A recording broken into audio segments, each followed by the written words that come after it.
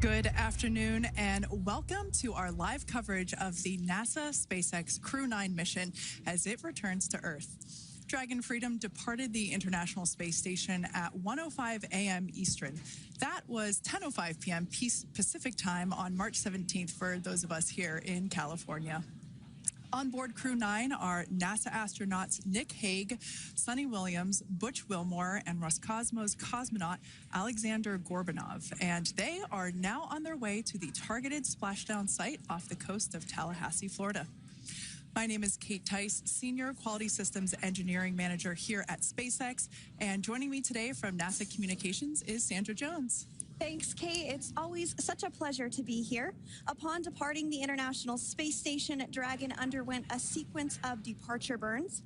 The crew then had a rest period and has since kicked off preparations for re-entry, including made a short flight on board Dragon to the International Space Station in September. Both veterans of long-duration station missions, both Williams and Wilmore, conducted spacewalks during their 9 months in space. Having had the capacity to leave the station at any point, had there been some type of emergency, the crew members began packing for their voyage home about a week ago and worked through tasks and shared lessons learned with the newly arrived Crew 10 team, who arrived just a few days ago. For return operations such as this, NASA and SpaceX closely coordinate with the United States Coast Guard to establish a safety zone to ensure public safety and for the safety of those involved in the recovery operations, as well as the crew on board the returning spacecraft. Multiple notices are issued to mariners in advance of and during recovery operations, and Coast Guard patrol boats are deployed to discourage boaters from entering the splashdown zones. Now, we do want to stress to the public the need to respect this safety zone. Recovering a spacecraft from the water is a hazardous task, and any other boats interfering increases risk to the astronauts in Dragon, the teams working to recover them from the water, and the safety of those that come too close. So for the safety of the crew and your safety, we recommend you sit back and watch as we'll be bringing you the best possible views of our astronauts' homecoming. And they will be the best views that you can get. So let's take a minute to meet our returning crew. U.S. Space Force Colonel Nick Hague is your Crew 9 commander. He was selected by NASA as an astronaut in 2013. This was his second spaceflight to the International Space Station and third launch overall. He spent 171 days in space with Crew 9 and has a career total of 374 days in space. During his mission, he completed a spacewalk with astronaut Suni Williams. That was his fourth spacewalk, earning him a career total of 25 hours, 56 minutes of spacewalking time. Before Crew 9, Hague previously served as a crew member of Expedition 59 and 60 back in 2019. He flew with Alexei Ovchinin and NASA's Christina Koch. So this is his second time sharing the space station with Ovchinin. The Kansas native is a test pilot of a distinguished graduate of the United States Air Force Academy. Nick spent 5 months in Iraq in support of Operation Iraqi Freedom. He voluntarily transferred from the United States Air Force to U.S. Space Force in 2021 and is an active colonel. His wife, Katie, is a retired U.S. Air Force colonel, and they have 2 sons. NASA astronaut Suni Williams is a mission specialist for Crew 9. This was her third visit to the space station. She originally launched aboard Boeing Starliner spacecraft and arrived at the space station on June 6th.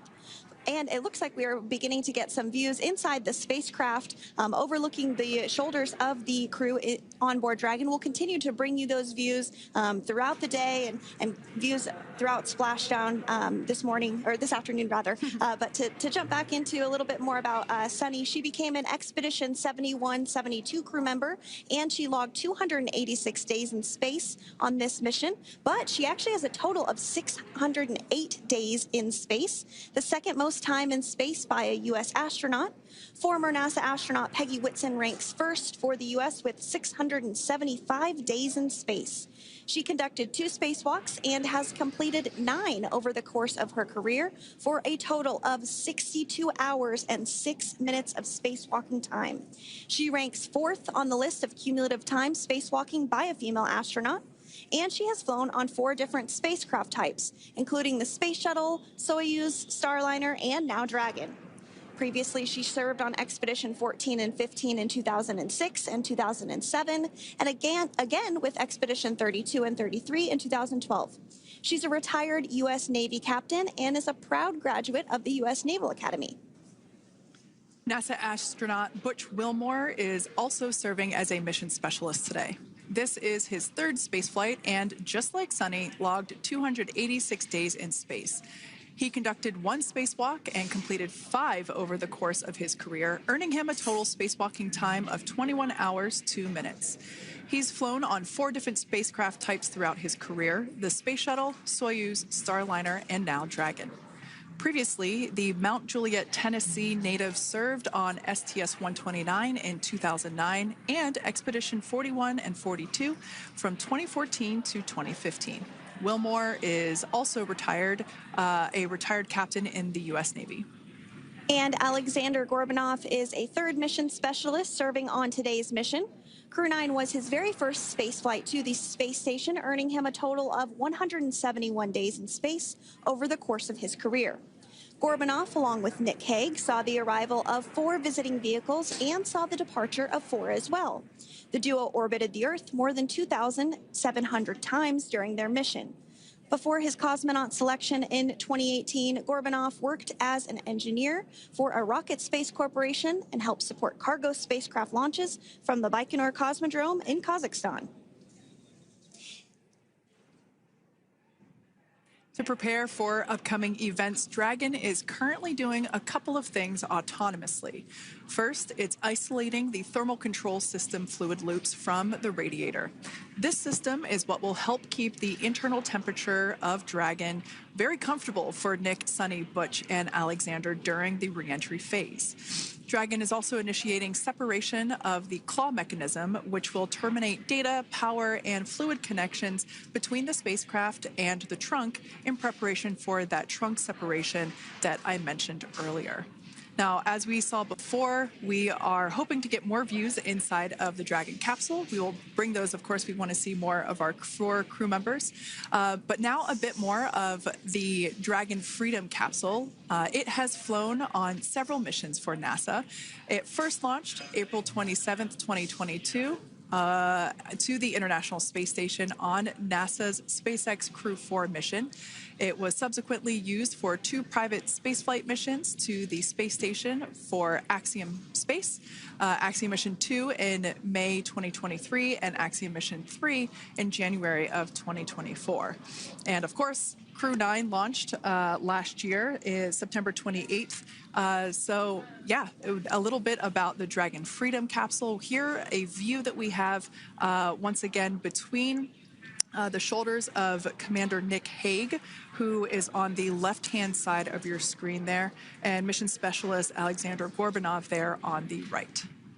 That's right, Kate. And the next major milestone that we're looking ahead towards this afternoon is claw separation. We're targeting that claw separation at 2:05 p.m. Pacific time this afternoon, so less than 10 minutes from now.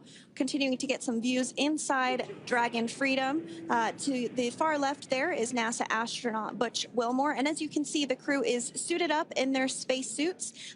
They are suited up in what we call dynamic phases of flight. So when they launch, when they dock, when they undock, when they return back for splashdown. We might hear some call outs on the loops about putting their visors down. That will happen just prior to deorbit burn. And you'll hear us pause when some of those communications happen. That's because we want to make sure that we are relaying the best information to you all, and so that you hear it as well. So if you do hear us pause, that is what we're doing. You also see they have their on there, and I know the gloves are pretty unique on the Dragon spacesuits, right? They're custom created? Yes, the spacesuit overall is custom fit for each astronaut. These gloves enable usage of the touchscreen panels that they have in front of them. We can't see it from this view, but that view we saw earlier between Alexander Gorbanov and Nick Hague, that is a touchscreen. It allows the crew to monitor everything that Dragon is doing, along with those tablets that they have there on their legs. So yeah, the spacesuit itself is intended to act as a mini spaceship, if you will, as once the visors are closed, it is able to maintain a pressure in the unlikely event of a depressurization event for Dragon. So there we can see those screens I was talking about. So there in the center, we've got the location tracker, as well as on the left-hand side, it's mapping out the operations that Dragon is executing. The crew has to remain well informed of all these things that Dragon is doing autonomously. That basically means that Dragon is flying itself. The crew has the ability to gain control of the capsule if necessary, but the capsule is essentially going to bring itself home. But of course, in order to be familiar with Freedom, SpaceX, deorbit sequence start in 5 minutes.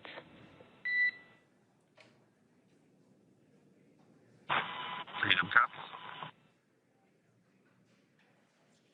And so we did hear that call out for the deorbit sequence start to begin here in 5 minutes. That call from the ground came from the core, or Crew Operations Resource Engineer here in Hawthorne, Mission Control just behind us. And that went up to Commander Nick Hague. He's going to be doing the majority of the communications during the flight downhill today through Splashdown, and they'll be communicating with the core all along the way. Now, we did mention that they are flying on Crew Dragon Freedom. The naming of spacecraft has gone all the way back to the very beginning of this human spaceflight program. This is a nod to Alan Shepard naming his spacecraft Freedom 7 during the Mercury program. And so the crew that first flew up on Freedom a few years ago had the opportunity to name this Dragon, and they named it Freedom. That was Crew 4 that was the first flyers on this spacecraft. It's also flown for Axiom Mission 2 and 3, and then, of course, today for Crew 9 as well. Yeah, actually, fun fact about this particular capsule, of those 4 missions that Sandra just mentioned, we have seen daytime splashdowns for 2 of those. Today will mark the third of the third daytime splashdown. So there's something lucky about this particular capsule that gets daytime splashdowns. Nighttime is great because we can see even more clearly the capsule streaking through, but I personally love the daylight views because we really get even better views of the recovery team operations during that phase of the mission. Yes, absolutely. And if you follow along with our missions, you'll know that sometimes weather is a watch item when it comes to undocking and splashdown. We do splashdown in the water, so we want to ensure that parameters like wave heights and wind speeds and precipitation, lightning, all of that is looking good for the crew and the safety of those recovery personnel. And today the weather is just pristine. We got off of space station on the very first attempt.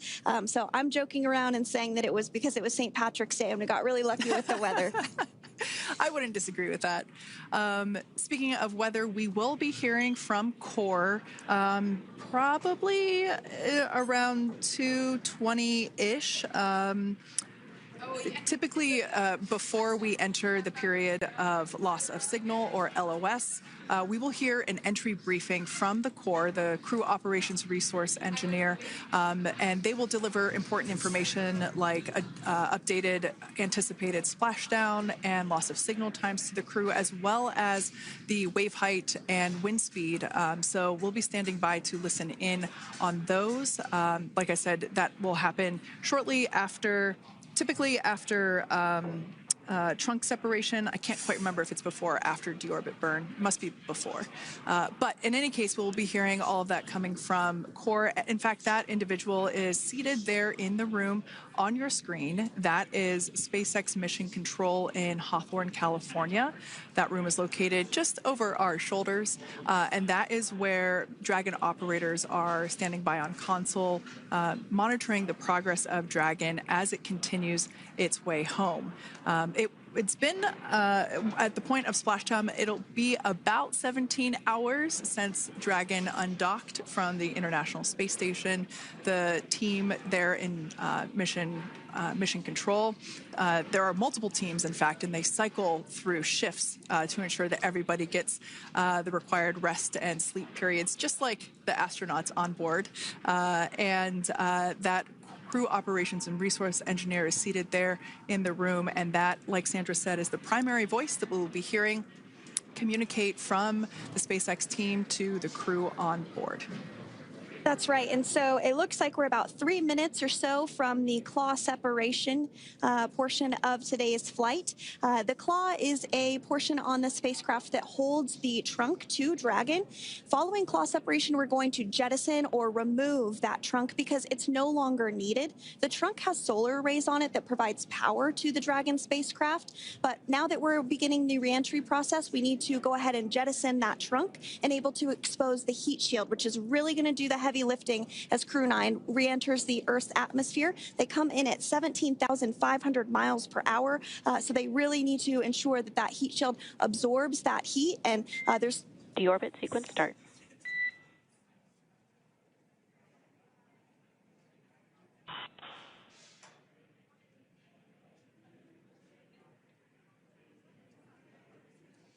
And so we did just get communications there that the deorbit sequence start has begun.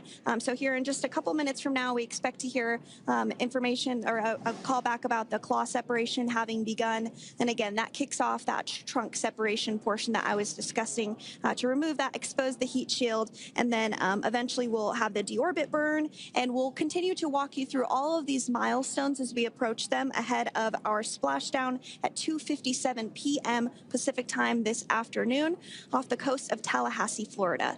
Yeah, we're very excited to bring the Crew 9 crew home. Sandra, we were talking about the trunk separation. That trunk is on a trajectory that will re-enter in the atmosphere and break up upon that re-entry. The heat shield itself is one of my favorite parts of the Dragon capsule.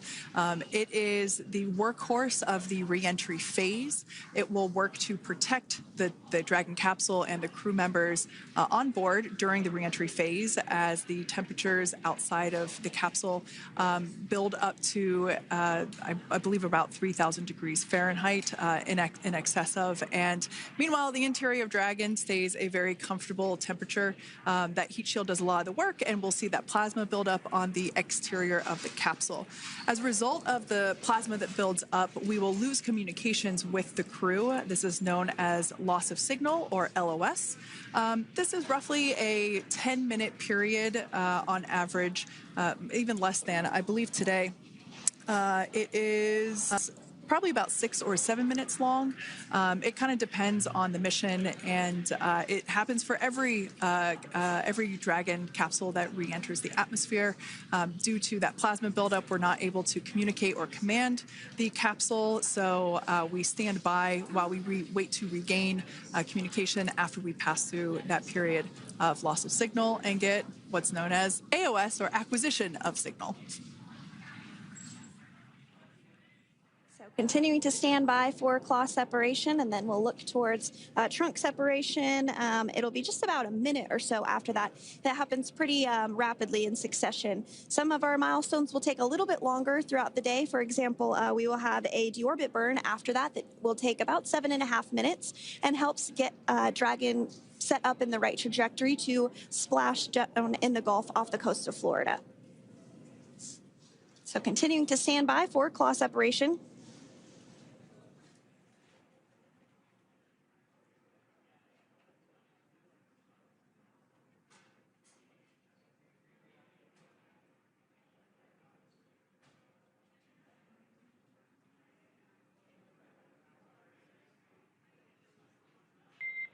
Nominal trunk jettison. All right. Great news there. That trunk has been jettisoned from the Dragon capsule. So the claw was separated. That's the mechanism that connects the telemetry and power between the Dragon capsule and the trunk. In order to expose the heat shield underneath Dragon, we had to jettison that trunk, and so we just got confirmation that that has happened. So that is great news.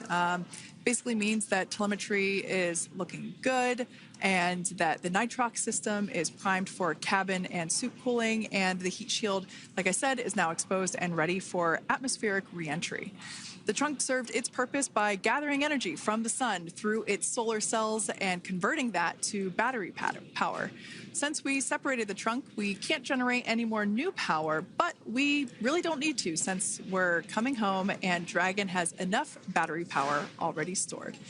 Now, up next, the final steps that Dragon will perform prior to reentry: the slew, or the maneuver to deorbit burn attitude, and then the deorbit burn itself.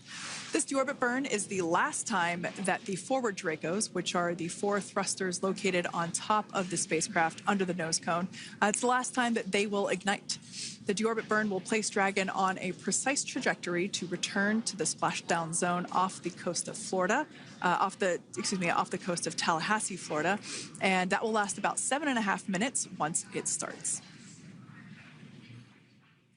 And so deorbit burn is targeted for 2:11 p.m. Central Time, so about 2 minutes from now. As we mentioned, it's going to last about 7.5 minutes, again, helping to get Dragon into the precise trajectory to ensure that splashdown occurs in the area that was calculated and where the recovery team is already in place, ready to support splashdown operations today. The recovery vessel Megan is the ship that is going to be utilized today, and we also have what is called fast boats that go out first to check the spacecraft and make sure everything is looking good before the recovery vessel Megan approaches. So that whole recovery process takes about an hour, I would say, from the time the crew splashes down to the time they're on the boat and the crew gets out of the capsule. And we'll continue to bring you live coverage through every step of the way today as Crew 9 returns home. Indeed. Now, let's take a little bit of a closer look at Dragon. One of the great things about being close to the space station is that we can use space station cameras to look at Dragon, but now that Dragon is on its way home, we don't have those external cameras. So here's an animation of what the capsule looks like. We've got the pressurized section, the capsule on the top, and the trunk, or the unpressurized section, on the bottom. That's where those solar panels that we manufacture in-house are located, soaking up the energy from the sun and turning it into power for the capsule. At the very top of the capsule is the nose cone. That is where the Dracos, the forward Dracos, are located. That nose cone is currently open, not closed like we saw in that animation. Once we get through the final maneuverings for the re-entry phase, we will close the nose cone capsule just before Dragon begins its atmospheric entry to protect that forward hatch there located along with those forward Dracos.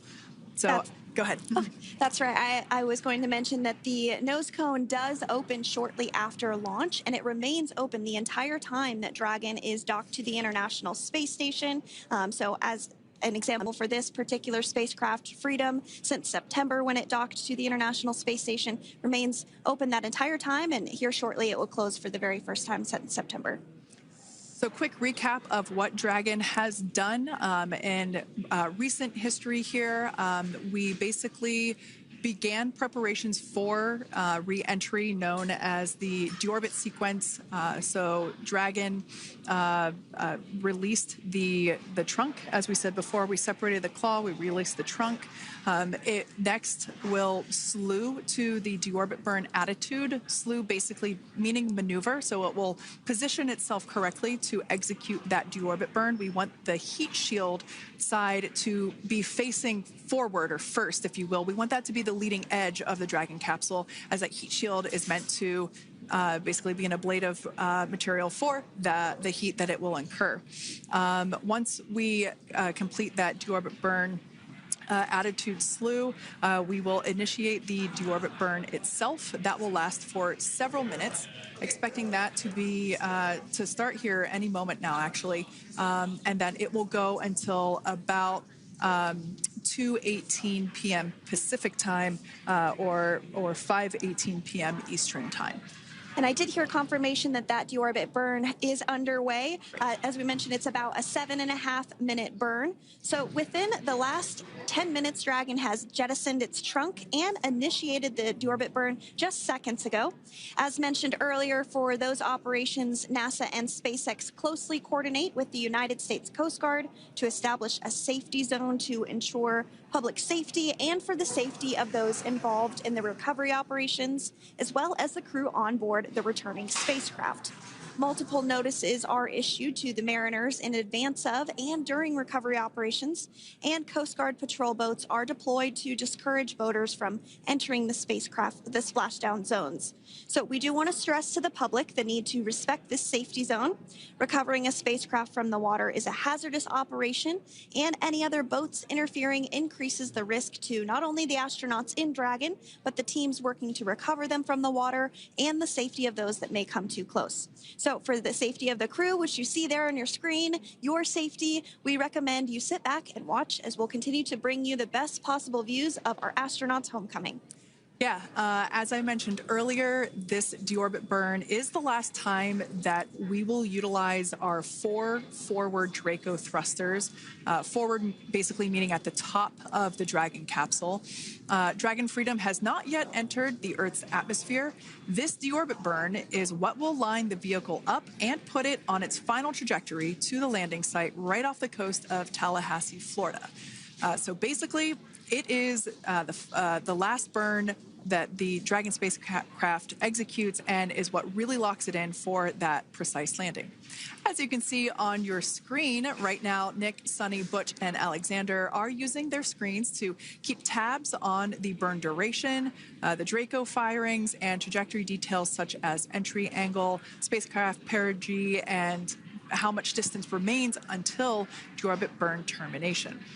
As I mentioned earlier, Dragon is flying itself. So all the crew has to do is stay strapped into their seats and keep tabs on things. Although I must say, if I had one of those window seats, it would be pretty difficult to restrain myself.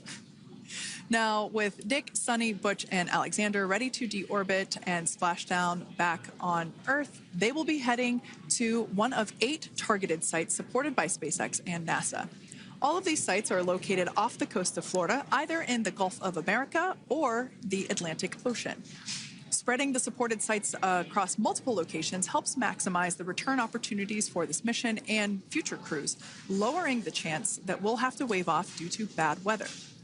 For those of you following along, you'll know that today's splashdown marks our final Dragon recovery on the East Coast.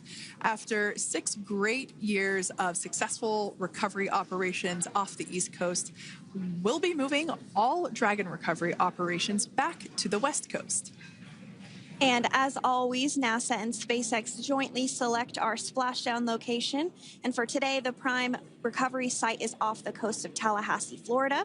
The selection process works with a lot of different variables, including the space station's orbital trajectory or path that it follows, what landing sites are available and have favorable weather, how much free flight capability Dragon has for the trip home, and the sleep schedules for the returning crew members, as well as, of course, the big one, the weather. We'll start with calculating daily return options based off of the space station's current orbit and Dragon's capabilities to maneuver and line up for re-entry.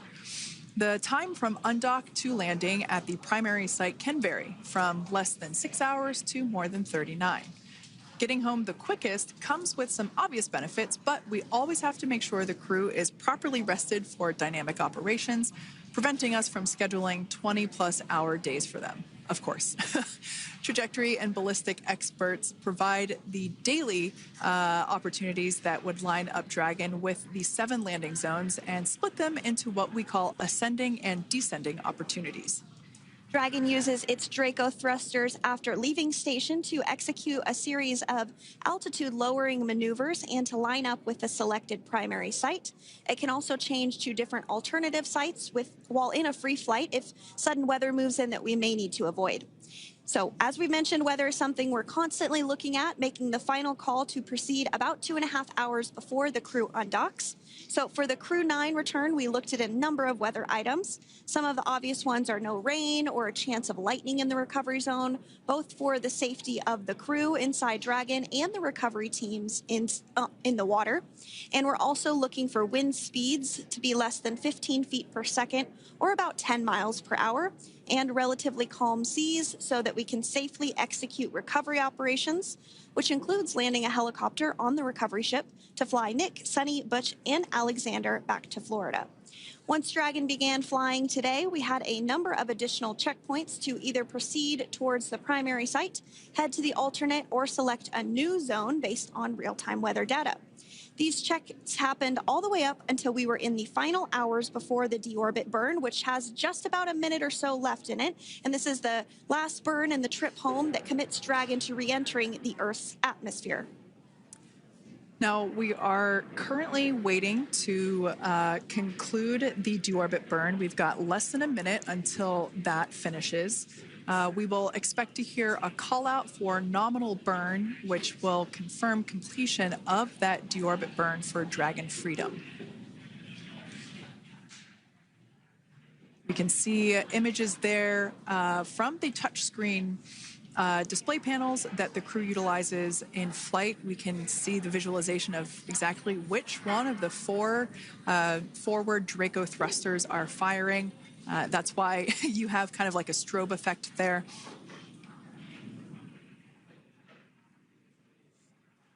And if you're just joining us, you are looking at live views of the Dragon Freedom. On your left is Commander of Crew 9, Nick Hague. To his right is Roscosmos cosmonaut Alexander Grabenkin. And also in Gorbanov, excuse me, that is Alexander Gorbanov.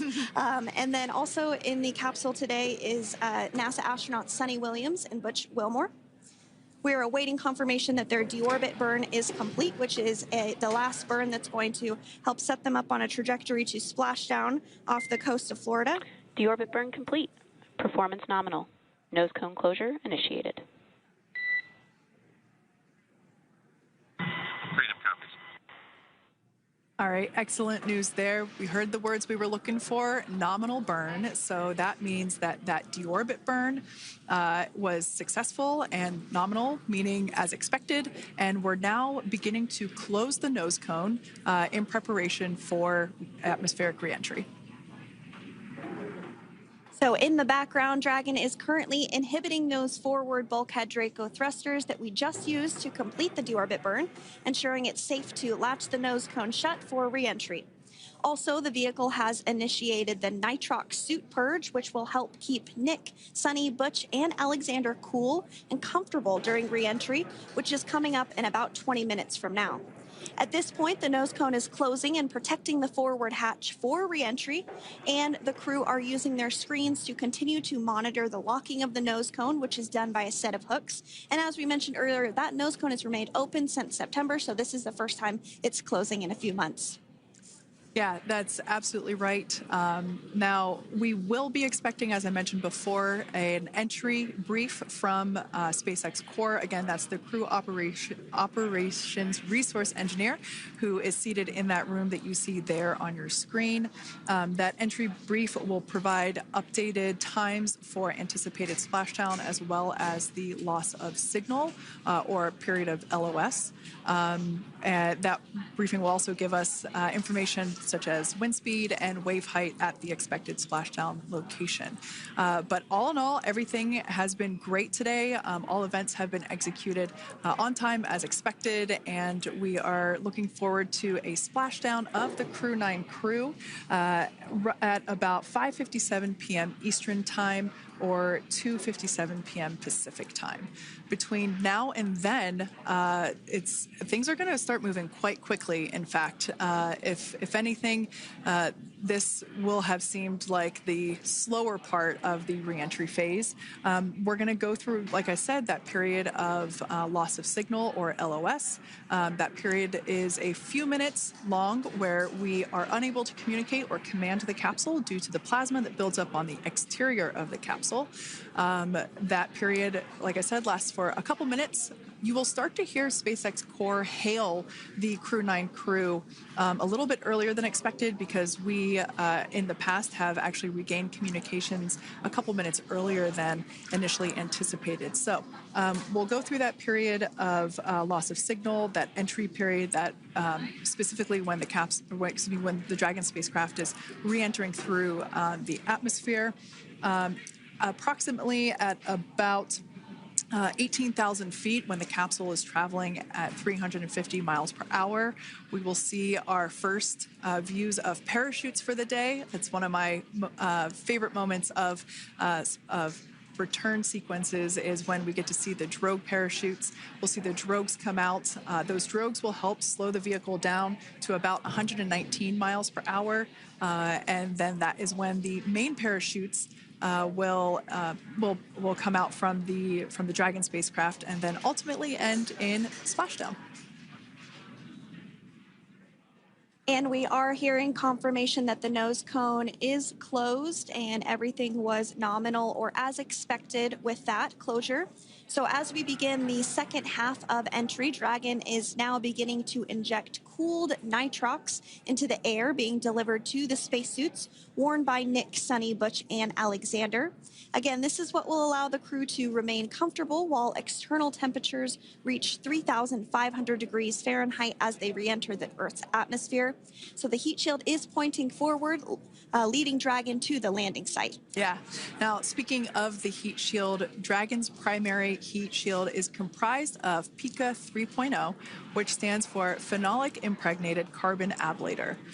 The first-gen PICA was initially developed by NASA for studying and sampling comets within our solar system. SpaceX partnered with NASA to develop PICA X, which was the second-generation product used on all Dragon 1 cargo resupply service missions that resupplied the International Space Station on 20 missions. PICA 3.0 was developed specifically for use on Dragon 2 crew and cargo with enhanced structural and thermal capabilities that allowed the heat shield to be even more effective in the way that it utilized the ability to make that heat ablevate as it goes through the Earth's atmosphere.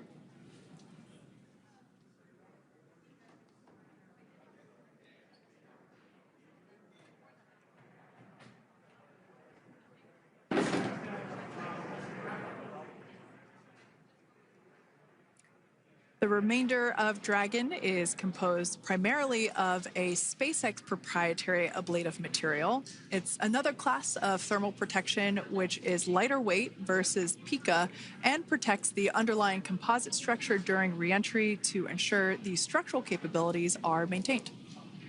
While Dragon will experience temperatures well over 3,000 degrees during peak reentry conditions, the characteristics of the thermal protection system coupled with the environmental control and life support system in the pressurized interior will ensure that Nick, Suni, Butch, and Alexander stay cool and comfortable during all phases of reentry through Splashdown. Now, if you've just recently joined us, we hope to regain views of our crew members inside Dragon Freedom, but we don't have those available at the moment due to ground station coverage. So we will bring those back to you as soon as we can. Now, after Dragon Freedom has re-entered the Earth's atmosphere, a series of parachutes will deploy to slow the crew's descent. First will be the 2 drogue parachutes, followed by the 4 main parachutes, and those will guide Dragon to its first contact with Earth since it launched back in September. Dragon will automatically deploy these parachutes when different pressure and positioning sensors on the spacecraft detect that they're at the right speed and altitude. Vehicle velocity at drogue deploy is approximately 350 miles per hour, and they deploy at about 18,000 feet. Now, when the vehicle velocity at main deploy is approximately 119 miles per hour, and they deploy at about 6,500 feet. When Dragon splashes down in the water, the vehicle velocity will be about 16 miles per hour, so you can really see how those parachutes help to slow down the crew inside the capsule. The highest G load the crew is expected to experience today is about 3 to 5 Gs. Yeah, when you think about really fun roller coasters, they're about in that range. So I'm sure that our crew on board will be well equipped to experience those Gs. It's nothing for them. They go through much more intense training. And so we are continuing to make our way through a number of milestones today. We did have trunk separation. Freedom, SpaceX. Nose cone is secure for entry. Freedom copies.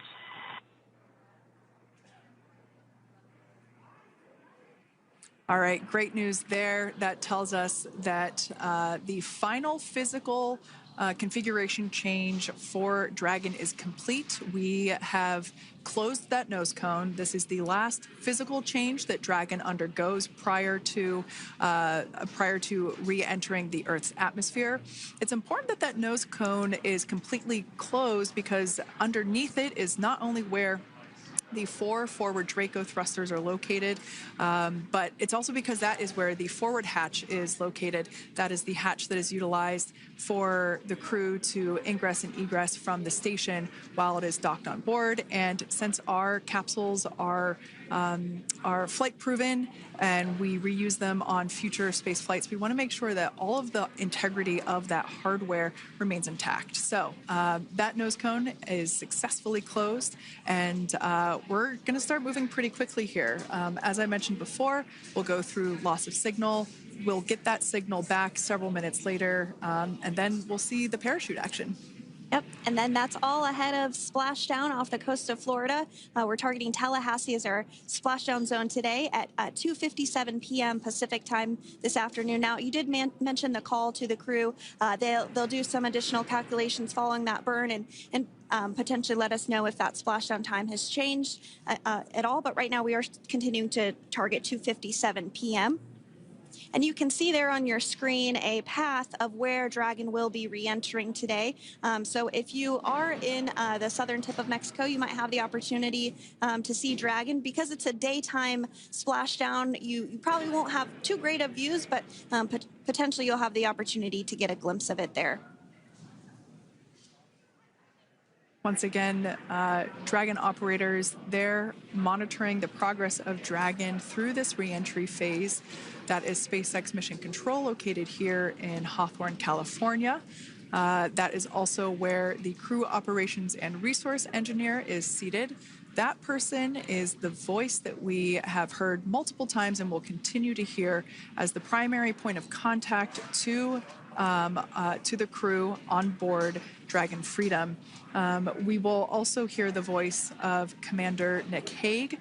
Basically, after we hear the Corps communicate something, we will hear Nick Hague indicate that they copy, that they heard the message well, some sort of recognition that the message was received. And if you joined us yesterday for our coverage during the undocking, we were communicating through something that's called a big loop. We do that when we're in integrated operations with the International Freedom, SpaceX, for entry sequence. Report when ready to copy.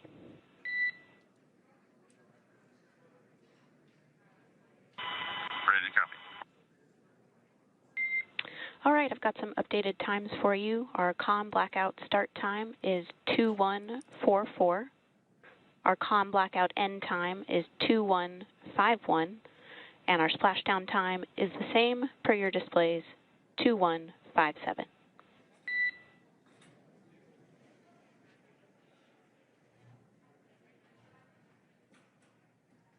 Okay. Understand comm blackout start 2144, stop 2151, splashdown per display. That's a good readback. And with that, please report when tablets are secured behind the elastic bands, restraints are tight, and visors are down.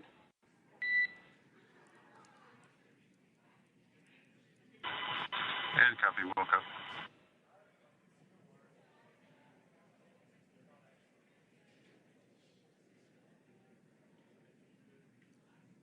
And with that communication from the Corps or Crew Operations Resource Engineer here in Hawthorne to Commander Nick Hague of Crew Dragon Freedom, we did hear that the loss of signal period is still at 2:44 p.m. Pacific, but we had a 1-minute adjustment to the acquisition of signal. That's going to now be at 2:51 p.m. Pacific time. However, our splashdown time remains the same at 2:57 p.m. Pacific time this afternoon off the coast of Tallahassee, Florida. So all good news there as Dragon continues to make its way home with the Crew 9 crew. As we've mentioned before, we are splashing down on the Gulf Coast. We have ability to splash down on either side of Florida, but the location site just outside of Tallahassee, Florida is the site that was selected today due to best recovery conditions. And as Sandra mentioned before, weather is always a watch item, but everything is looking great for that particular recovery location. So I'm sure once we start getting views from the recovery vessel, I have a feeling it's going to be a pretty beautiful afternoon. And we did mention that, of course, this is a daylight splashdown, so we should be getting some great views. We do have a couple of spacecraft called the WB-57, which are high-altitude planes that NASA utilizes during splashdown operations. Those are en route and going to be tracking the capsule as it makes its way through the atmosphere and should be providing some good views for us. Kate and I were just chatting about how we haven't had a daytime splashdown in a little while, so we're looking forward to the views along with you. Yeah. Nighttime views are also great because we can see that capsule streaking through the night sky quite brightly. So like Sandra, you said earlier, daylight will be a little bit less bright, but we will definitely be able to see the SpaceX recovery team operations much clearer. I could also imagine it's probably a little bit easier for the team themselves to do their work in daytime than at nighttime. We'll see them rush in really quickly with a couple of fast boats as they begin the initial safety checks and sweeps of the Dragon capsule, while also retrieving the parachutes from the surface of the ocean. The recovery vessel, the main recovery vessel, will continue to make its way closer to the Dragon capsule. It is stationed a couple miles away from the actual recovery location, the splashdown location, for obvious safety purposes. So it takes a little while for that vessel to make its way over, but once it's closer, we'll have even better views of those recovery operations. And you may be wondering why sometimes we splash down in the daytime versus the nighttime. And believe me, we would all love for these operations to happen during regular daytime working hours. But unfortunately, orbital mechanics just doesn't quite work out that way. So it has to deal with the location of the International Space Station, as well as where the splashdown zone is on Earth and that trajectory, as well as the phasing. So as we mentioned earlier, sometimes we have phasing as short as 6 hours, sometimes in excess of 30+ hours. It just depends on where the targeted area is that the capsule is going to splash down. So today's phasing has been 17 hours since undocking occurred at 10:05 p.m. Pacific yesterday evening for us here in Hawthorne. Early wee hours for folks on the East Coast and other areas of the United States. Yeah, but regardless of whether it's daytime or nighttime, the SpaceX recovery team has trained and practiced and rehearsed for it all. So regardless of daylight, they are really efficient with those operations. And but like you said, Sandra, it has been a minute since we have seen a daytime splashdown on a NASA SpaceX crew mission. The last daytime recovery was on Crew 4, which was the debut flight for the capsule flying today, the spacecraft known as Dragon Freedom. And so, yeah, kind of a fun fact there in terms of the timing of that daylight splashdowns.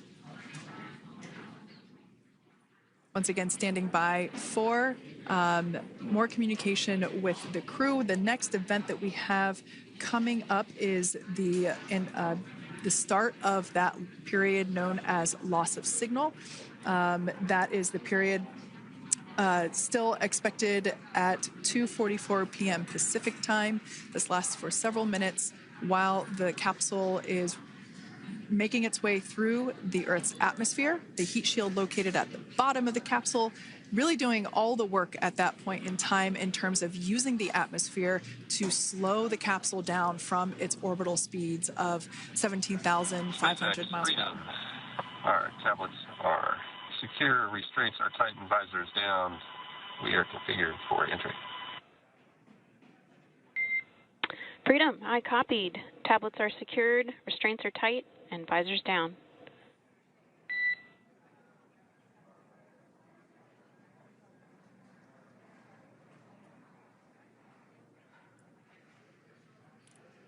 All right, great news there in terms of continuing to make progress. That back and forth communication we heard was just letting Core know that per their instructions, Crew 9 has now put away everything that was necessary in order to begin the re-entry, including those tablets that were located on their legs. Those are now stowed away. They've tightened that safety harness that we see there, and the visors are now down. So with all that being said, let's take a minute to meet our returning crew. U.S. Space Force Colonel Nick Hague is your Crew 9 commander. He was selected by NASA as an astronaut in 2013. This was his second spaceflight to the International Space Station and third launch overall. He spent 171 days in space with Crew 9 and has a career total of 374 days in space. During his mission, he completed a spacewalk with astronaut Suni Williams. That was his fourth spacewalk, earning him a career total of 25 hours, 56 minutes of spacewalking time. Before Crew 9, Hague previously served as a crew member of Expedition 59 and 60 back in 2019. He flew with Alexei Ovchinin and NASA's Christina Cook. So this is his second time sharing the space station with Ovchinin. The Kansas native is a test pilot and distinguished graduate of the United States Air Force Academy. Nick spent 5 months in Iraq in support of Operation Iraqi Freedom. He voluntarily transferred from the United States Air Force to U.S. Space Force in 2021 and is an active colonel. His wife, Katie, is a retired U.S. Air Force colonel, and they have 2 sons. NASA astronaut Suni Williams is a mission specialist for Crew 9. This was her third visit to the International Space Station. She originally launched aboard Boeing Starliner spacecraft and arrived at the space station on June 6th. Following the agency's decision to return Starliner uncrewed, she became an Expedition 71 and 72 crew member, where she logged 286 days in space on this mission. But Suni has a total of 608 days in space, the second most time in space by a U.S. astronaut. 5 minutes until predicted comm blackout. We'll see you on the other side at 21:51.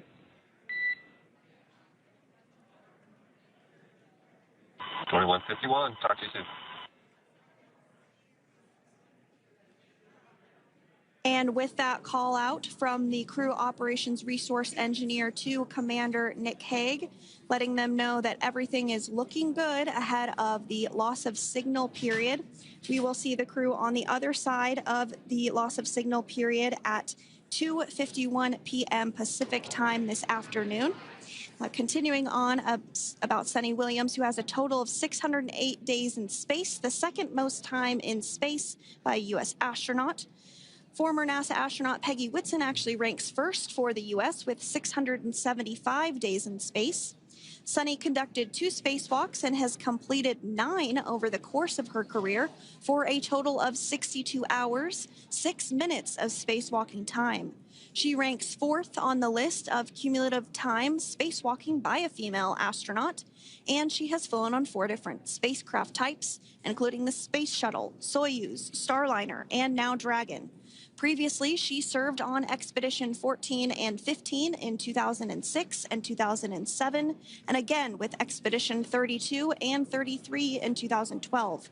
She's a retired U.S. Navy captain and is a proud graduate of the U.S. Naval Academy and was the first astronaut to run a marathon in space. Pretty awesome stuff. Now, NASA astronaut Butch Wilmore is also serving as a mission specialist today. This is his third spaceflight and, just like Suni, logged 286 days in space. He conducted 1 spacewalk and completed 5 over the course of his career, earning him a total spacewalking time of 21 hours and 2 minutes. He's flown on 4 different spacecraft types throughout his career: the Space Shuttle, Soyuz, Starliner, and now Dragon. Previously, the Mount Juliet, Tennessee native served on STS-129 in 2009 and Expedition 41 and 42 from 2014 to 2015. Wilmore is also a retired captain in the U.S. Navy. Next up is Alexander Gorbunov, who is the 3rd mission specialist serving on today's mission. Crew 9 was his first space flight to the space station, earning him a total of 171 days in space over the course of his career. Gorbunov, along with Nick Hague, saw the arrival of 4 visiting vehicles and saw the departure of 4 as well. The duo orbited the Earth more than 2,700 times since September. Before his cosmonaut selection in 2018, Gorbunov worked as an engineer for a rocket space corporation and helped support cargo spacecraft launches from the Baikonur Cosmodrome in Kazakhstan.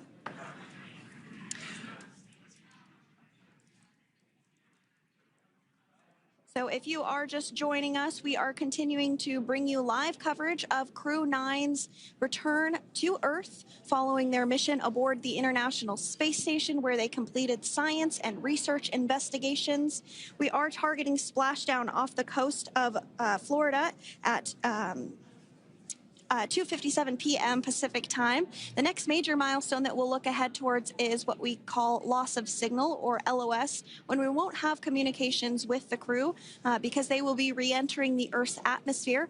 And during this process, there is plasma that builds up around that heat shield, so we are not able to communicate with the crew, but we are anticipating to regain communications with the crew at a short time from now at 2:51 p.m. Pacific time today.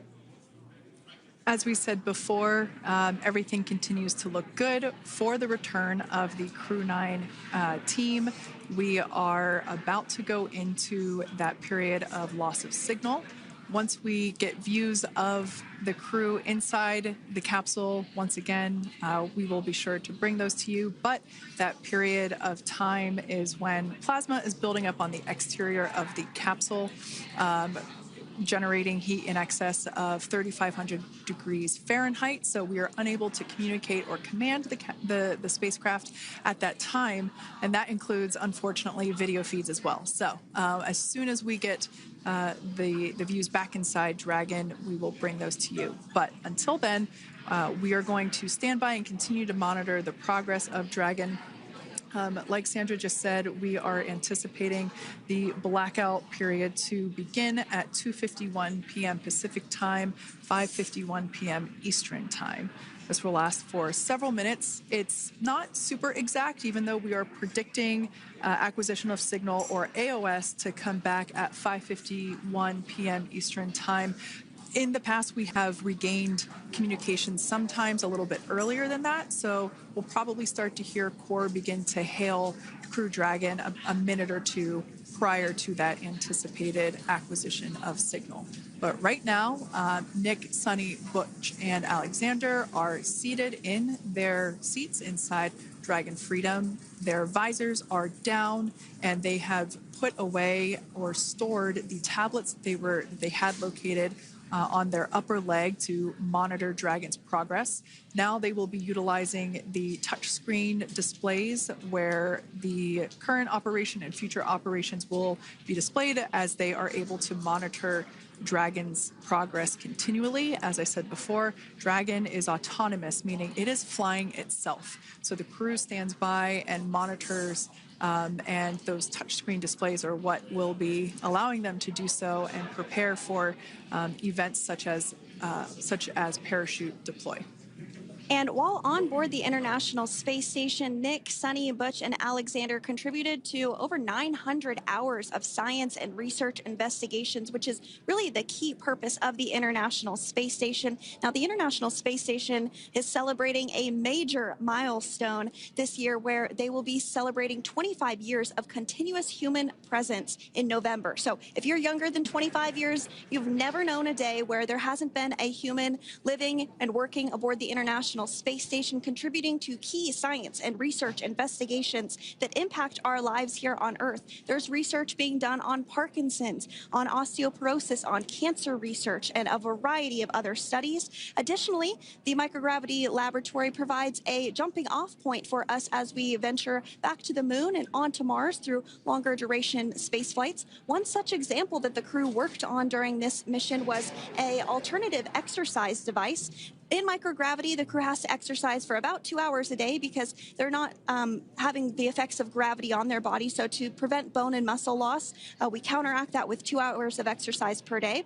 On board the International Space Station, they have 3 ways in which they can exercise. They have a bike, they have a treadmill, and they have a similar to a weightlifting machine that counteracts the microgravity environment. But a particular experiment that this crew tested out was a combination of all 3 of those in one smaller device, and this is really critical as we continue on to the moon, Mars, and beyond, because space is really important in spacecraft.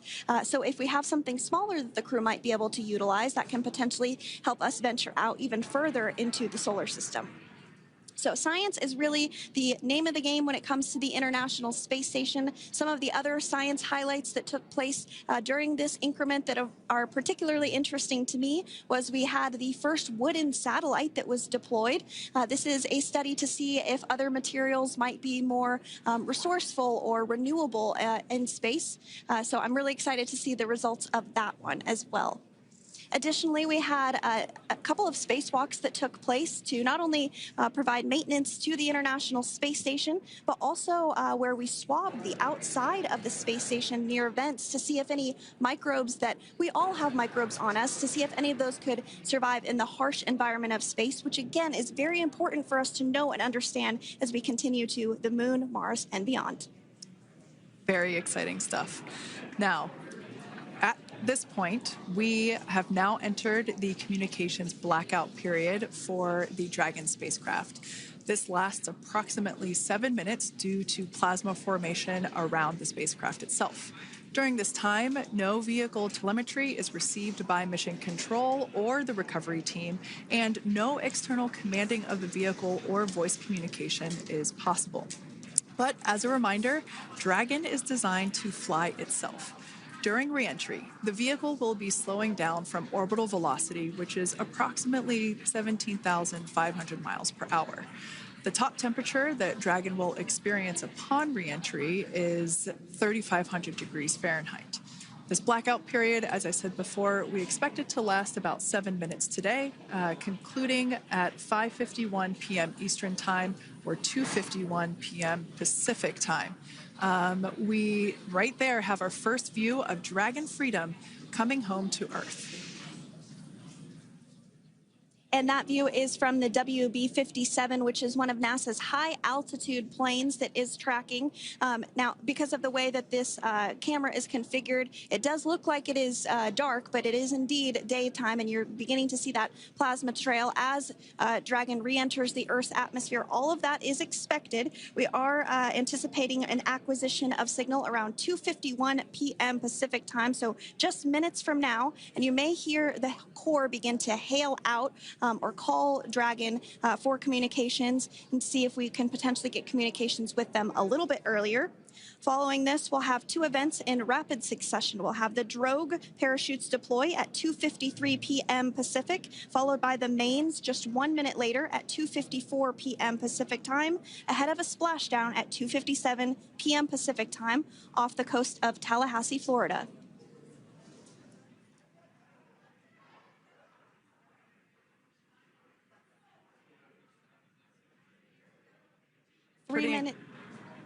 Pretty incredible views of the Dragon spacecraft making its way home back to planet Earth with the Crew 9 astronauts on board. Once again, this view is coming from the WB-57 plane. That heat shield we can see doing magnificent work as it works to... Freedom, SpaceX, Comcheck.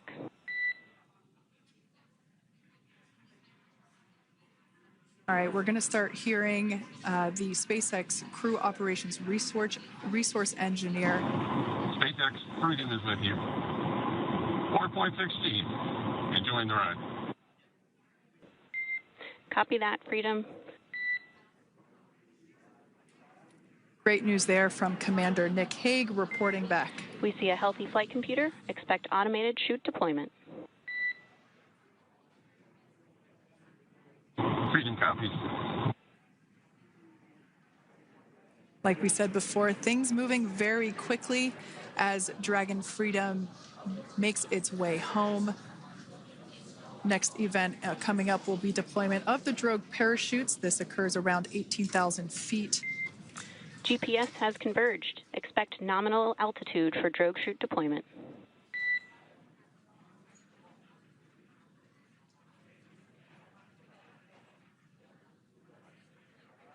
We're about 2 minutes away from deployment of those drogue parachutes. Now the heat shield is continuing to work to slow the vehicle down. That entry period, the Dragon spacecraft went from orbital velocity about 17,500 miles per hour down to about 350 miles per hour. So that really gives you a sense of why that plasma builds up on the exterior of the capsule, thanks to the heat shield and the work that it does. Those drogue parachutes will slow it down from 350 to about 119 miles per hour. We can see 15 kilometers. Brace for drogue window. We can see seat rotation happening inside the capsule. Great to get those first views of our crew members. Once again, the capsules are going about 350 miles per hour when the drogues are deployed. Those drogue parachutes that we manufacture here in-house are going to slow the spacecraft down to 119 miles per hour. And that is when we will see the main parachutes deploy, and that occurs about 6,000 feet above the ocean's surface. And we are expecting drogue deployment at 2:53 p.m. Pacific, so we should see it any second now. And there you are getting a great view of Crew 9 inside Dragon Freedom as it returns back to Earth. We are awaiting the drogue deploys. This view coming from the WB-57 high altitude plane. And there you see it on your screen, drogue deployment. Drogue descent rate nominal. You can hear the crowd here. Visual on 2 healthy drogues. The crowd here very excited as Dragon Freedom continues to make its way back to planet Earth.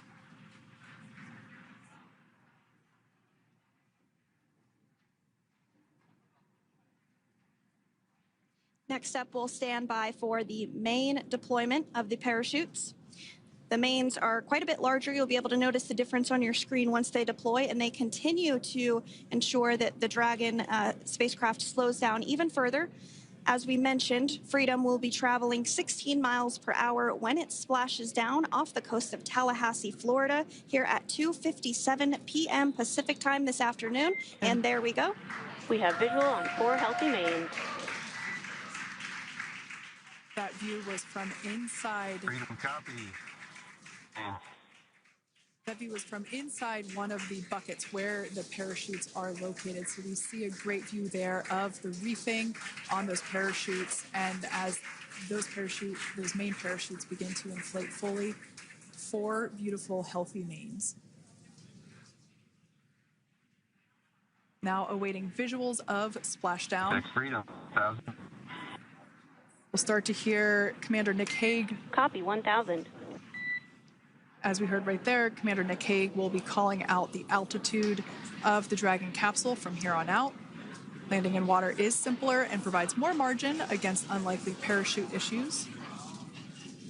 You can see those parachutes continuing to slow the Dragon capsule down. And if you're just joining us, you're looking at 800 meters. a live view of Crew 9, just minutes away from splashing down off the coast of Tallahassee, Florida. Splashdown 2 minutes from now at 2:57 p.m. Pacific. We do have 4 healthy mains really doing the job there. Just breathtaking views of a calm, glass-like ocean off the coast of Tallahassee, Florida. Crew 9 just minutes away from splashing down. This is really such an incredible shot. Copy, 600. That was a live view from our recovery vessel, Megan, which is stationed a couple miles away from the splashdown site. We can see the crew there using their restraints as resting places for their arms. They were just in space moments ago, so their arms were able to float freely. 400 meters. This is a gorgeous bluebird day here that we have for the splashdown of Crew 9. It's incredible to think that the Dragon capsule just minutes ago was going over 17,000 miles per hour and now gently coasting to a soft splashdown. 200. Copy, 200 meters. Brace for splashdown.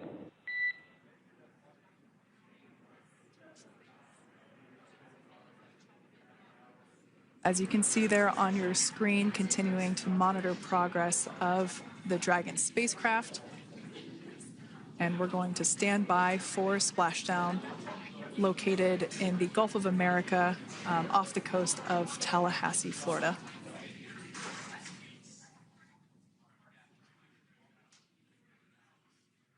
And splashdown, Crew 9 back on Earth.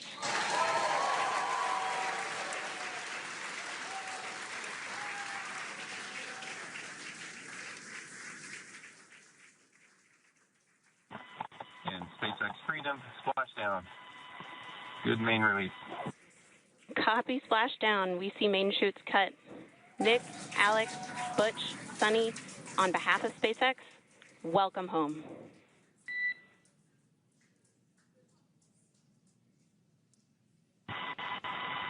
It is an amazing, what a ride. I see a capsule full of grins ear to ear.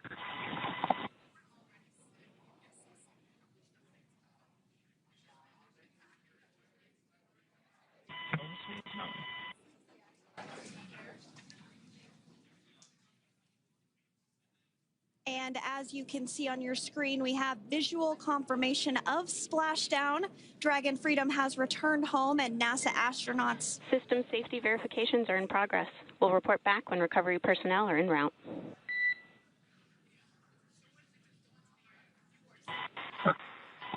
Understand. And we're in section 2, 4.800 landing response. And looking for your word on if it is necessary.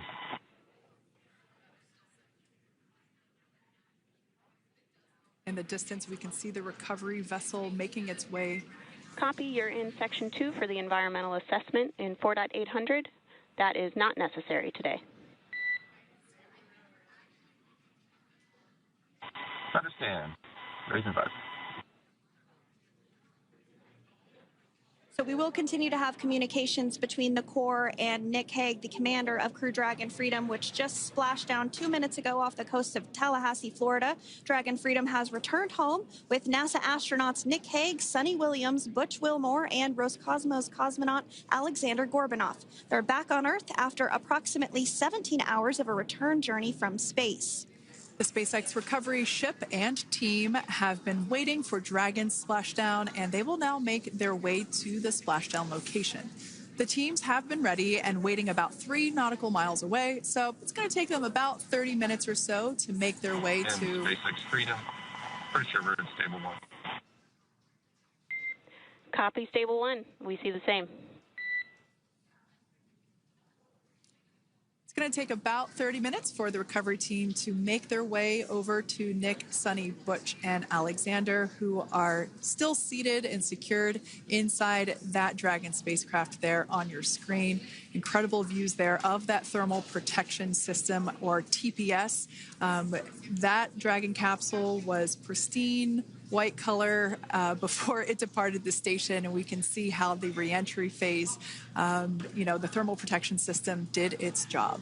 Now, if you're wondering what that hole, that like bucket area is, that is underneath the side hatch. That is where the main parachutes were stored. So when we saw the Dragon capsule docked at station, it looked very different. The panel that protects and covers the main parachutes, that was still intact, as well as the panels that enclose where the drogue parachutes are located. We can see those fast boats. SpaceX is go for recovery personnel to approach. Expect personnel alongside in the next few minutes. Freedom copies. We can see those fast boats. We weren't kidding when we said they were fast. While it does take about 30 minutes for the main recovery vessel to make its way over to the capsule, these fast boats will be doing a couple of things simultaneously. A couple of them are going to be working to retrieve the parachutes that you see in the background there of this drone shot. Those parachutes will be retrieved from the ocean surface. We want to make sure we are able to pull those out. The recovery vessel there closest to the spacecraft is going to be performing some safety checks. We can see there they're using an instrument that is basically working to detect if there are any hypergolic vapors or fumes that are still residing in and or around the Draco thruster nozzles or outlets. The hypergolic fuel, which is necessary for on-orbit burns to maneuver the spacecraft. Unfortunately, those hypergolics are unable to be breathed. They are toxic, and so this team here is doing those initial safety checks to make sure that it is safe for the rest of the recovery team to approach the spacecraft.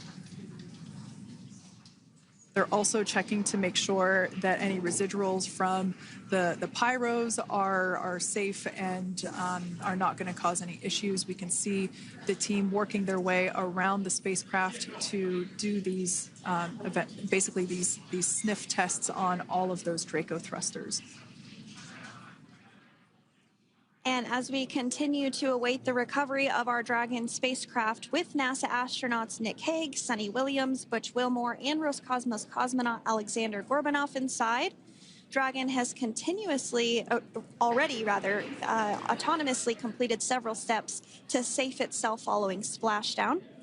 We are continuing to see Dragon in what is known as stable 1 configuration. That's kind of the ideal configuration following splashdown. It's upright, and the Dragon capsule's in the right configuration for it to be hoisted into the recovery vessel Megan, which you do see a little ways off in your screen approaching. Dragon will continue to remain live on air with you through that recovery process, all the way through the point where the crew is extracted from the Dragon spacecraft. Now, if you are just joining us, the mission has gone smoothly so far. Dragon successfully splashed down off the coast of Tallahassee, Florida at 2:57 p.m. Pacific, 5:57 p.m. Eastern Time this afternoon.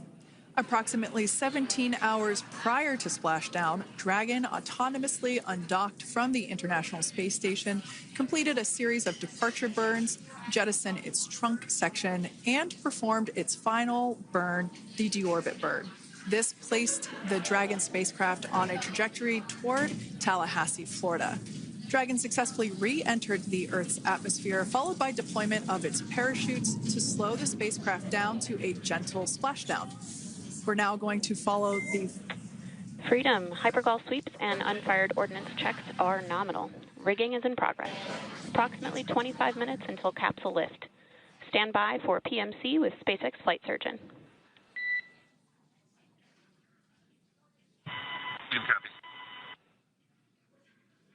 And so what we did just hear there was communications that those hypergol checks were complete. They didn't find any of that upon those checks, so we'll continue to move through the timeline. Next up is a process called rigging, which you see happening right now on your screen. This is when a SpaceX recovery personnel actually works to climb aboard the capsule and work through procedures ahead of lifting onto the nest of the recovery vessel Megan. We heard it's going to be about 25 minutes or so until that lift actually takes place.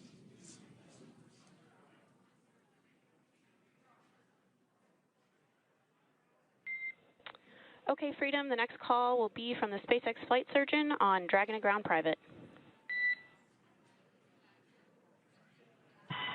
Understand. Thank you.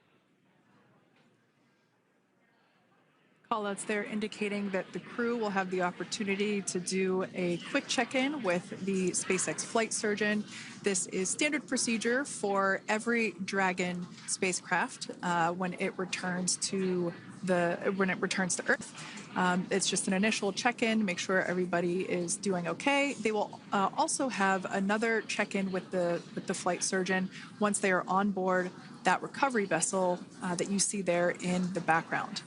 We can now see that SpaceX recovery team member they're on top of the Dragon spacecraft. They are going to be working to install plugs in the Draco thrusters to ensure that none of those, and to ensure that no more hypergolic fumes or vapors come out from the spacecraft. They'll also place harnessing around the spacecraft that are required in order to lift it out of the water.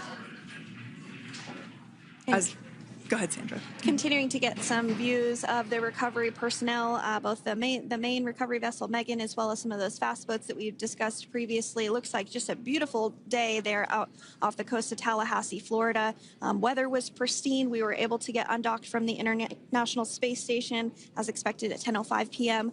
Pacific time yesterday evening, and Crew Dragon has since completed steps ahead of its splashdown at 2:57 p.m. Pacific, and we're now stepping through procedures to get Dragon hoisted up onto the Megan recovery vessel and get the crew extracted out of the spacecraft.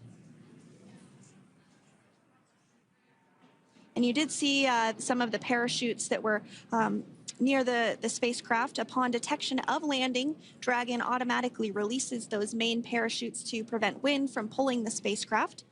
Dragon then automatically safes any pyrotechnics that may still be present on the vehicle and may automatically perform additional minor system reconfigurations.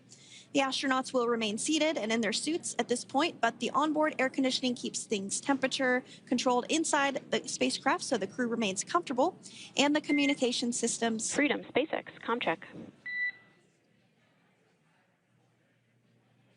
SpaceX, this is Freedom. We have loud and clear.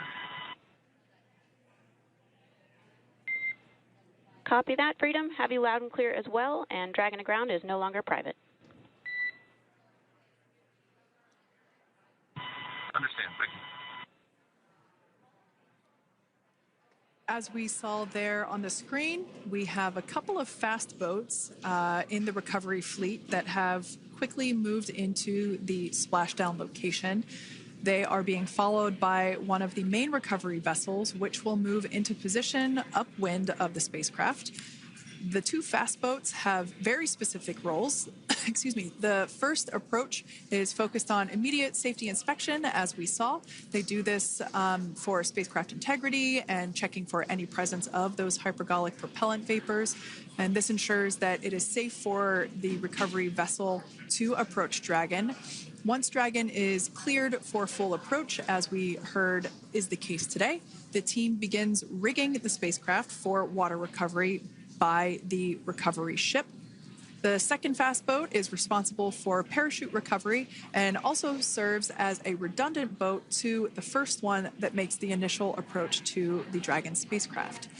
As we saw a little bit earlier, we were also able to see one of the recovery team members get on a jet ski to help gather up the parachutes that were automatically detached from the Dragon spacecraft upon splashdown. And it will take a little over 10 minutes for the recovery crew to complete their safety checks. Once complete, the team will begin preparing Dragon to be lifted, and as you see, they are preparing for that to take place at this point.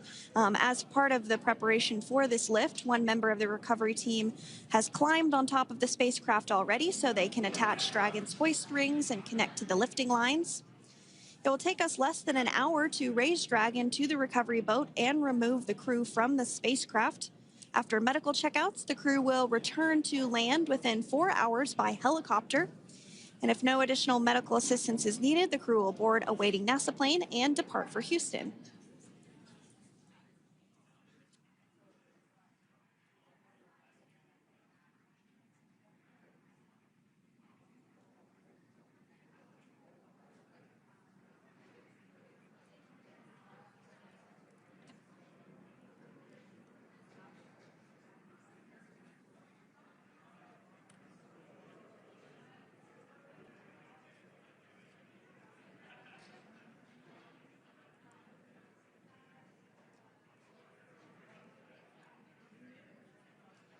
And as we continue to await Dragon to be hoisted up onto the ship, we have a very special treat.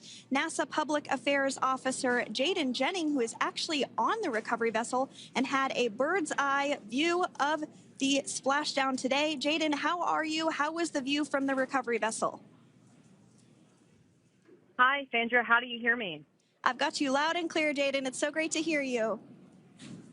Awesome. So Splashdown, Sandra, was nothing short of be advised. spectacular. We are transitioning the forward link. Comm will be unavailable for approximately 5 minutes.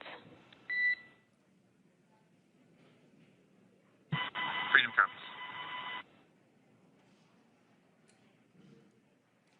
Thanks so much, Jaden. We did just have some communications letting us know that we'll have about a 5-minute period where we won't be able to hear from the crew. So please go ahead, tell us, how was the view from the recovery vessel? Absolutely. Yeah, I was mentioning earlier, Splashdown was nothing short of spectacular. And we were stationed about 1.5 nautical miles away from the splashdown zone and had great visuals here on the recovery vessel Megan. We actually saw a little of the smoke trail as the spacecraft was coming in, and then moments later we spotted those drogue chutes, and this was quickly followed by 4 healthy white and orange main parachutes. We then tracked Dragon all the way down as it slowly propelled into the ocean. And I think I speak for all of us on the ship when I say a new core memory was made today, and we are looking forward to having Crew 9 on board with us a little later. Jaden, that is amazing. Now, obviously, we are watching it here on camera, and the landing conditions look pretty good, but how was it from your perspective? What is the sea state out there? Absolutely. Absolutely. So we've had optimal conditions for splashdown, and today it is sunny and 63 degrees outside right now with clear skies, light winds, and calm seas. The sea looks absolutely beautiful right now, and light blue with the sun reflecting from it. And, Kay, I think the crew's going to like what they feel weather-wise on this picture-perfect day for splashdown off the coast of Tallahassee. Thanks so much, Jaden. It certainly looks like a beautiful day. Can you tell us a little bit about the journey of the recovery forces to get to this point? Sure. So one unique aspect of this recovery was the onboard training on station conducted for Butch and Suni to ensure they were ready to return on a Dragon spacecraft. That training covered all aspects of their return, including nominal and contingency departures, deorbit burns, splashdown, and post-landing ops, which is what this team is preparing for now. As for the recovery teams themselves, we started the day taking a series of helicopters out to the vessel. And as standard, the recovery director and crew support teams were on that first helicopter out and took the time to get everything prepared on the ship. About 2 hours before splashdown, they deployed those fast boats and jet skis into the water. I was actually on the second helicopter out, and we were on the vessel about an hour and a half before splashdown and landed on top of the helicopter pad on the Megan. And the teams have been working diligently across their respective disciplines this week, executing what can only be described, in my point of view, as a logistical masterpiece, just ensuring every detail has been in place for Crew 9's return. That is such great news. I'm so glad that you're able there to experience it in person. Now, can you tell us a little bit about what's next to retrieve the crew for the recovery personnel on board? Yeah, Kate. So coming up next, Dragon will be hoisted into the on-deck translation system, or the nest, at the aft end of the ship, and then will be translated pretty quickly towards that egress platform. We'll perform another series of safety checks as final precautionary measures just to make sure there are no hypergolic vapors present before opening that side hatch. And then once that side hatch of the spacecraft is open, the crew will be assisted out of the capsule one by one from NASA and SpaceX. Freedom, SpaceX, comm check. Freedom's got you loud and clear. Thanks, Nick. I've got you loud and clear as well. We have completed our forward link transition. Copy.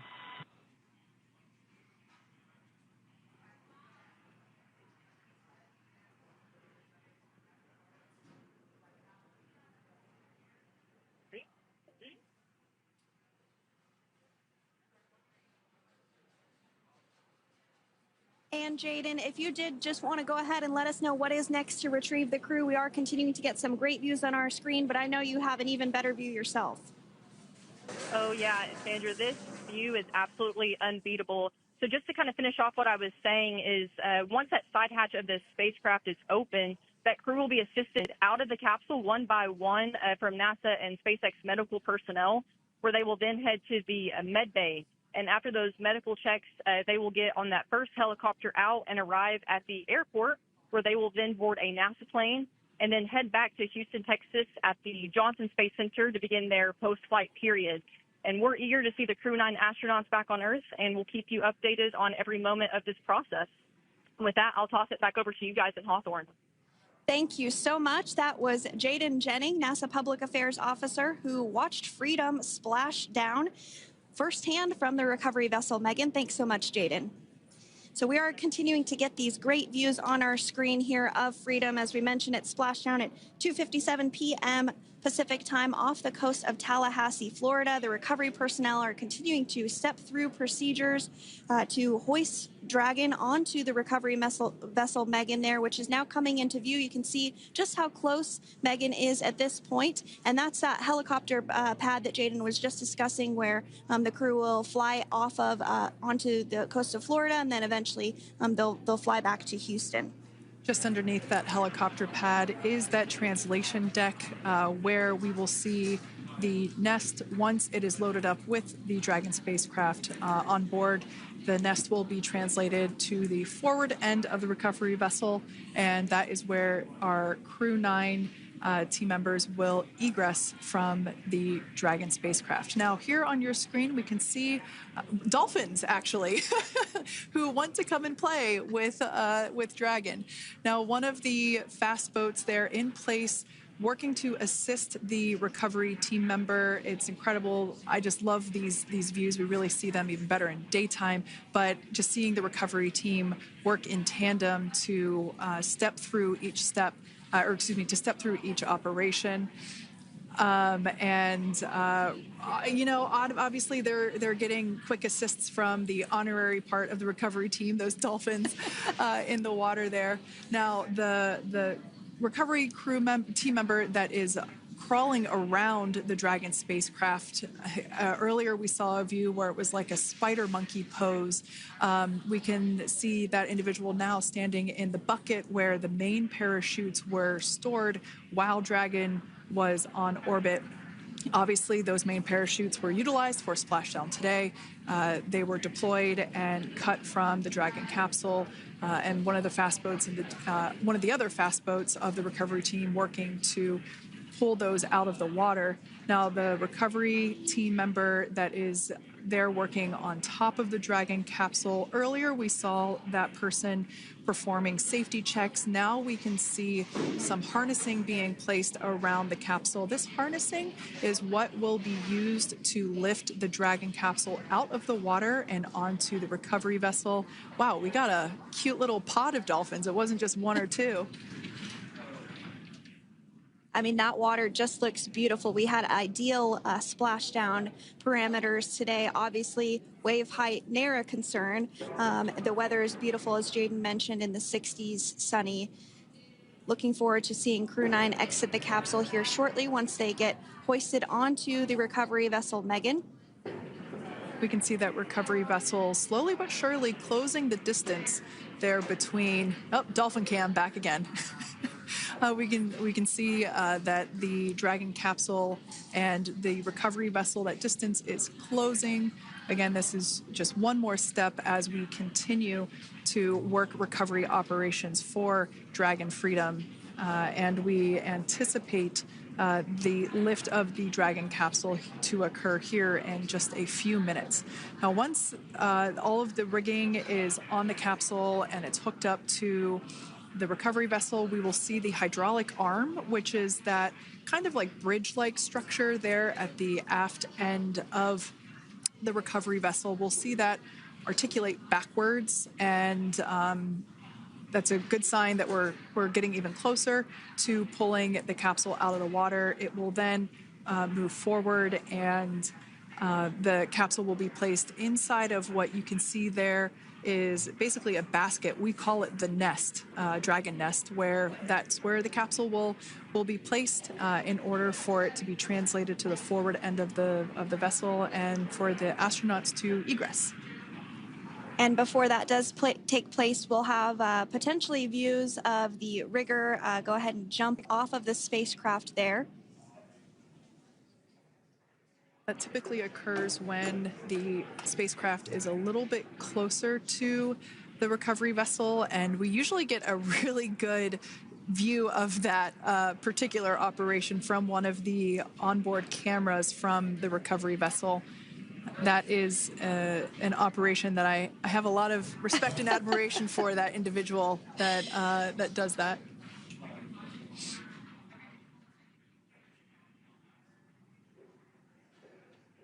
So again, Dragon continuing to get closer and closer to the recovery vessel, Megan.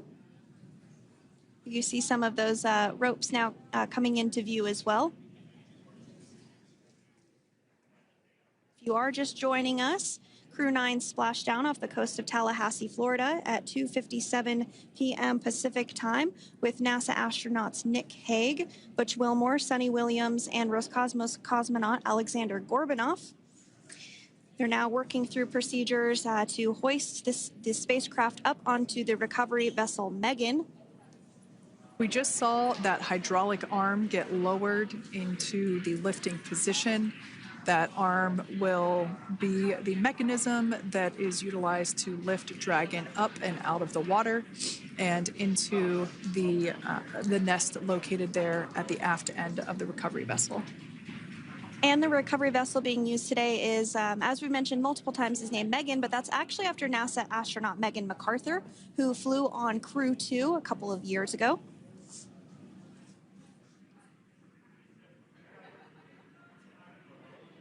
We're getting some views now from actually inside the boat. Yeah, you're exactly right. This view is straight down the recovery vessel. That platform that was closest to the camera, that is the egress platform. Freedom. Rigging is almost complete. Approximately 5 minutes until capsule lift. Great news there from SpaceX Core.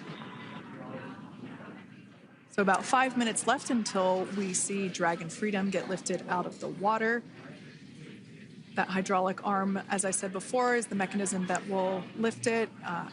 It's quite swift, actually, the whole process of getting the spacecraft. Brace for capsule lift. Bracing. There it goes, Dragon Freedom being lifted out of the water and onto our recovery vessel, Megan.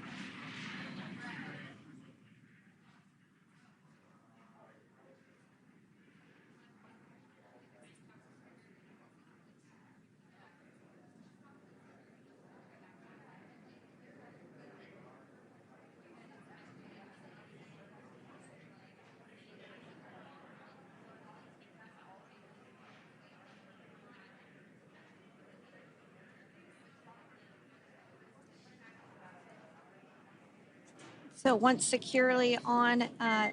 Welcome aboard the recovery vessel. Recovery personnel are completing final checks and stand by for translation to the egress platform. Freedom copies.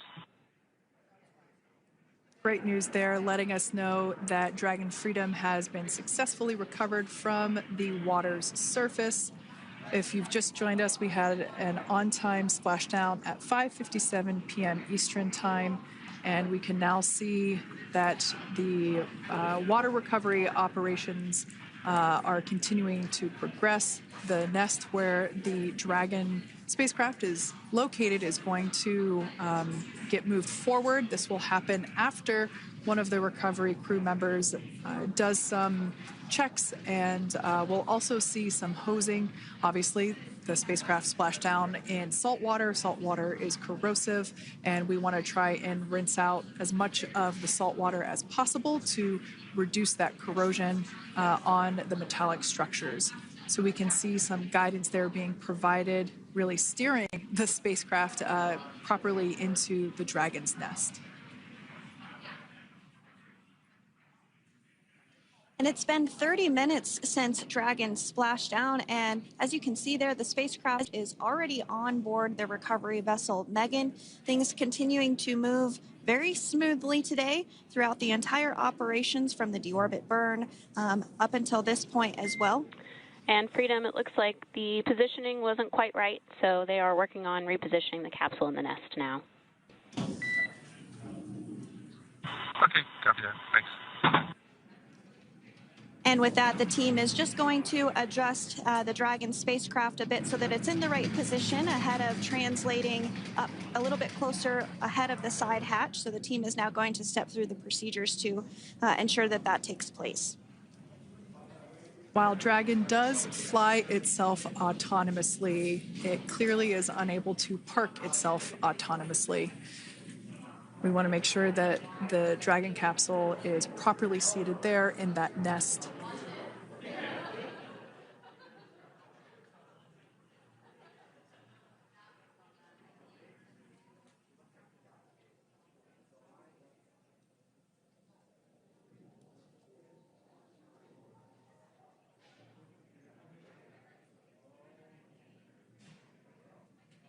Once Dragon is fully seated in the nest, we'll probably see a bunch of that salt water come out from the bucket there located underneath the side hatch. See some salt water splash out. As I mentioned before, one of the recovery team members will begin hosing down the exterior of the spacecraft.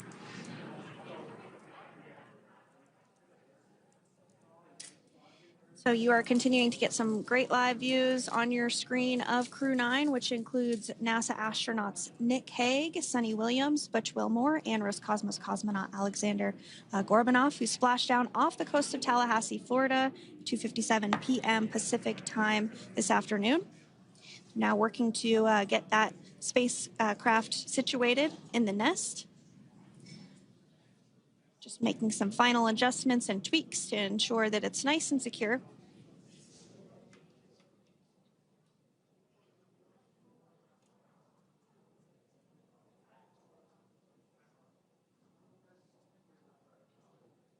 Once the spacecraft is seated and secured and oriented correctly in the nest, Dragon will be moved into the hangar located underneath that helipad that we saw earlier from the aerial views during recovery. All right, Freedom, looks like you are settled into the nest now. Team is working through hypergol sweeps. Copy all.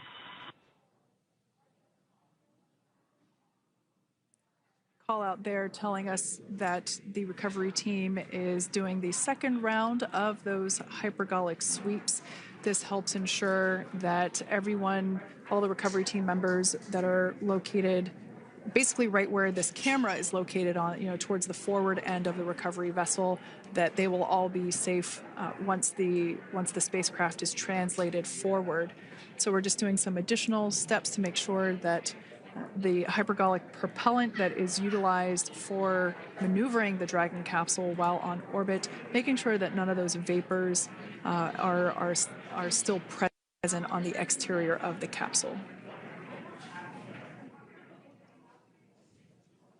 That's right, and there are a variety of individuals on board the boat that help with recovery operations. Not only do we have the recovery personnel that you see here, but we also have a doctor that will check out the crew members as standard procedure.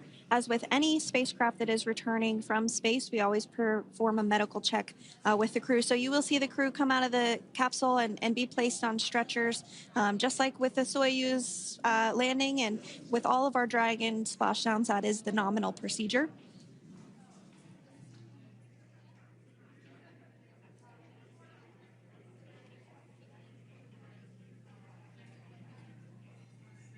We'll stand by to see Dragon Freedom translate or scooch up a little bit closer to the camera angle that we're seeing right here.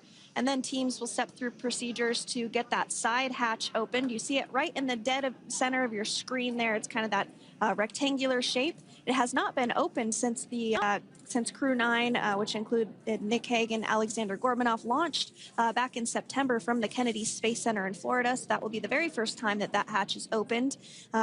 Once docked to the International Space Station, crew enter through the top hatch, which was where the nose cone is now closed. That's the hatch that they actually utilize to go ahead and get inside the International Space Station.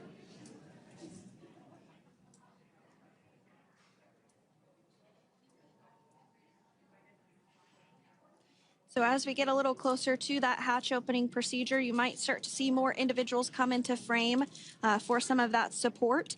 The ship has a maximum capacity of a little over 40 people on board, and it takes a variety of different roles, as we've discussed, to support.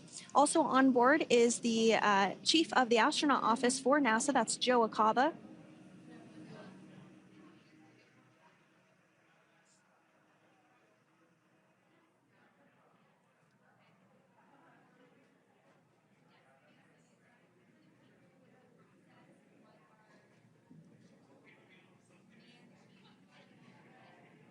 Now, while we are standing by for translation of the Dragon spacecraft to the platform there, the recovery platform that we see in the foreground, it is important to note that Nick, Suni, Butch, and Alexander will be getting assistance from the recovery teams while exiting the spacecraft. This is the same process for any returning long-duration crew members. As you could imagine, returning to a gravity environment can wreak havoc on our vestibular system, which is responsible for maintaining balance and motion. Of course, safety is our #1 priority with this operation, so we'll see the crew members helped out of the spacecraft one by one, and they will be assisted the few feet to the medical quarters aboard the boat. And on board Dragon are 3 veterans space flyers. That includes Nick Hague, the commander, as well as Butch, Wilmore, and Suni Williams. Alexander Gorbanov is completing his very first space flight on this mission, and he completed 171 days in space along with Nick Hague.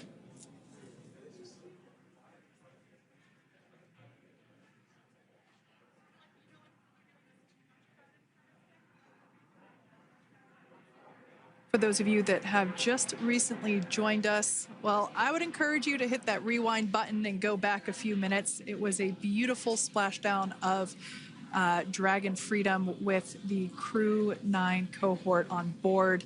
They had an on-time splashdown at 5:57 p.m. Eastern Time, 2:57 p.m. Pacific Time. We can see that the spacecraft... Freedom translation is in progress. Copy, and seal it. We can see that spacecraft was successfully recovered from the ocean surface and is now being washed with fresh water, as obviously they splashed down in salt water. So we're trying to rinse off as much of that salt water as possible. And we can see the spacecraft continuing to move closer and closer to that recovery deck. Freedom, the crew is working on side hatch opening now. Expect hatch open in about 2 minutes. Okay, copy that. And Kira, just wanted to say that to you guys, you and the team did an awesome job, both uphill and downhill. Just really, really impressed. Thank you. Thanks, Nick. It's been an honor. This is a pretty exciting moment coming up. We are working to open the side hatch. One thing that may not be obvious from, just looking at the spacecraft here is that this side hatch that we're about to open, the last time it was open was when this spacecraft was at the launch pad. This side hatch is what is used for initial capsule ingress and final capsule egress, but all comings and goings from the spacecraft while it is on board the space station are from the forward hatch, which is located at the top of the spacecraft under that nose cone. So this is a pretty exciting moment because it will be the crew's first breath of fresh air since boarding their ships at the start of their journeys last year.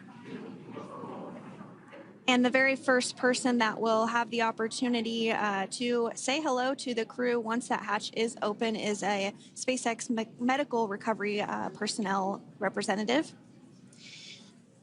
Then we'll see procedures take place to remove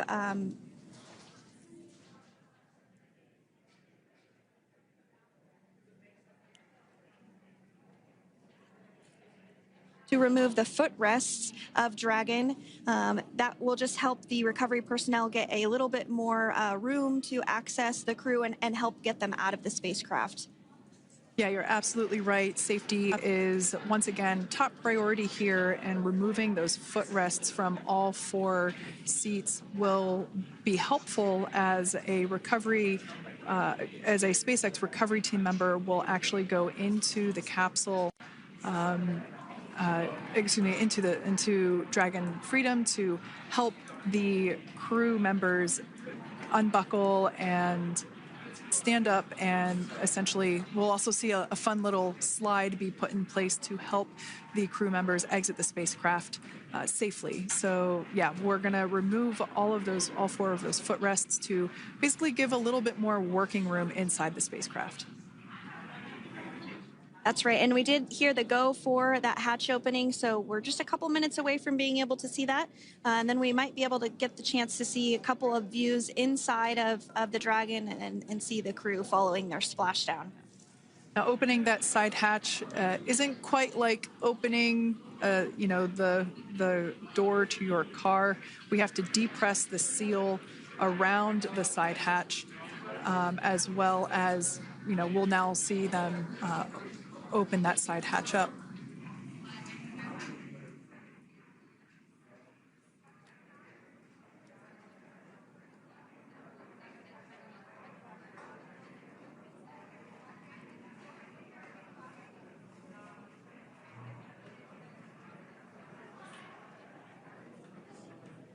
And there you have it. The side hatch is open for the first time since September.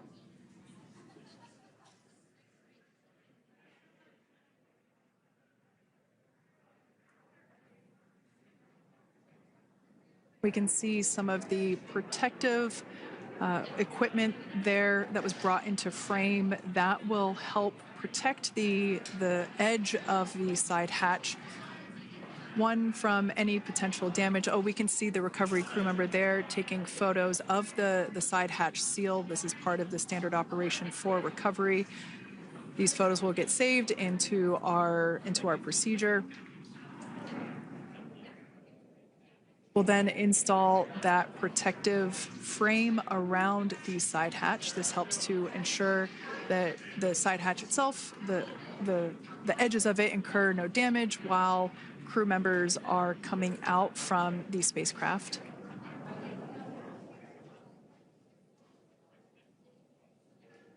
If you missed it, there was also a recovery team member that went inside.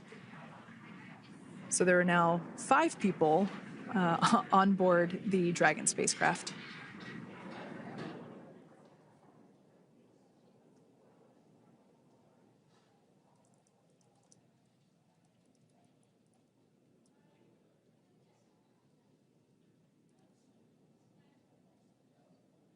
And if you are just joining us, it has not yet even been an hour since Crew 9 splashed down off the coast of Tallahassee, Florida at 2:57 p.m.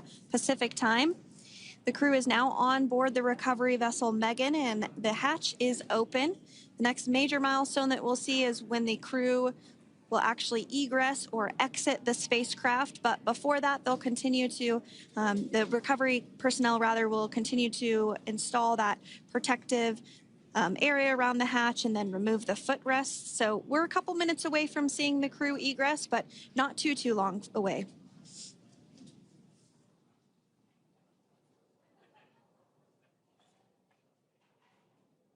We'll probably see those footrests being handed out here in the near future, as I mentioned before. Oh, of course, we got to get a well-documented photo of the moment.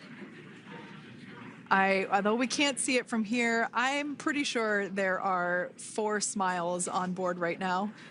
And we did hear that report out from the commander, Nick Hague, following Splashdown, that there were four smiles as far as he could see. Yeah, capsule full of grins. Now, generally speaking, and there we do see Crew 9, some happy waves, smiles all around back on Earth.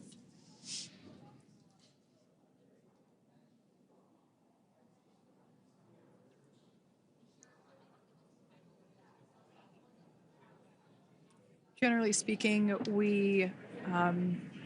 we have the individuals in the 2 center seats of the spacecraft exit first. You might hear us refer to this as the exit process as egress. It's just another term for exiting the spacecraft. Generally speaking, we most of the time have the 2 center seats egress first, as it makes moving around inside the capsule a little bit easier.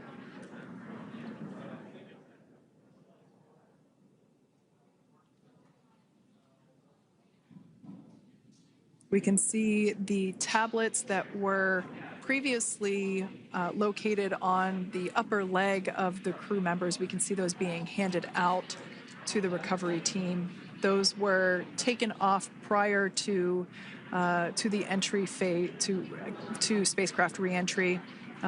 Those had to be stored and secured prior to dynamic operations.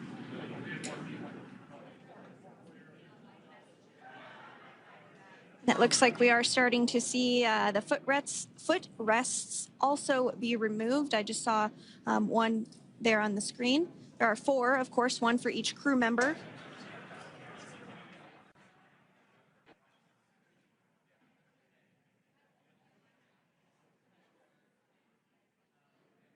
Those footrests are made out of carbon fiber and are actually sized appropriately for each crew member, as everybody has different measurements and different leg lengths. Same goes for the armrests and the bucket length of each seat. We size those appropriately for the crew members and to ensure their comfort and safety. I believe we just saw the little ramp that is used to help slide the crew members out from inside the spacecraft. And once the crew does exit Dragon Freedom, they will be placed on to a structure to go to a medical bay for medical checkouts. This is standard procedure for all Dragon spacecraft flights that Splashdown crewed, as well as for our Soyuz spacecraft that land in Kazakhstan.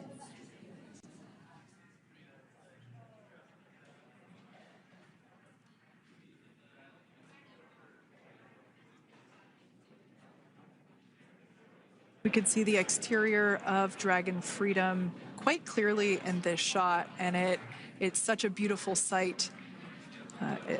I personally prefer the capsule when it has some of that charring from atmospheric reentry. It is the signature sign of a capsule that has returned to Earth.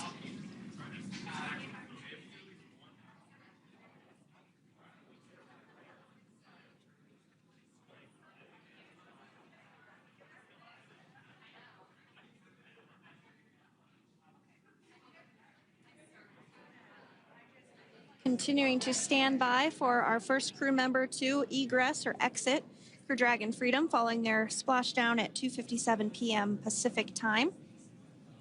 Dragon undocked from the International Space Station at 10:05 p.m. Pacific just yesterday, so it was about 17 hours of phasing.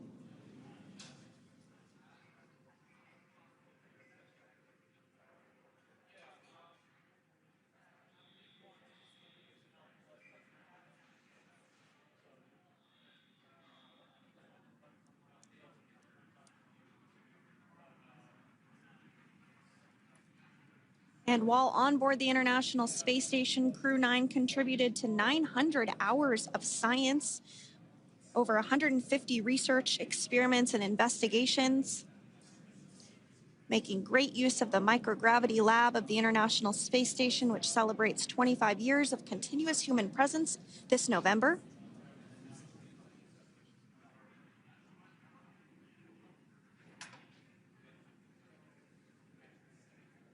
Looks like we're about to get our first crew member here upon egress of the Dragon spacecraft.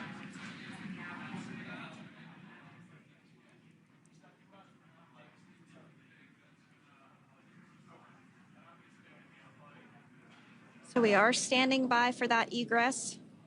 Outside of Dragon, you do see one of those stretchers. This is the expected procedure, as the crew will be taken to medical facilities following their exit from Dragon.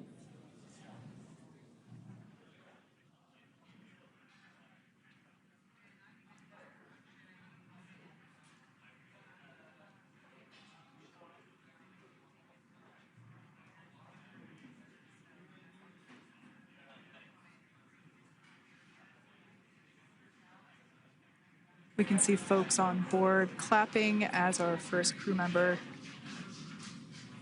And that is NASA astronaut Nick Hague, commander of Crew 9, now out of Crew Dragon Freedom. Some smiles, thumbs up, and a wave. Can't get any better than that. Yeah, that is one happy camper, that's for sure. As we said before, it is standard procedure for all of our long-duration crew members to receive assistance upon egressing from the spacecraft.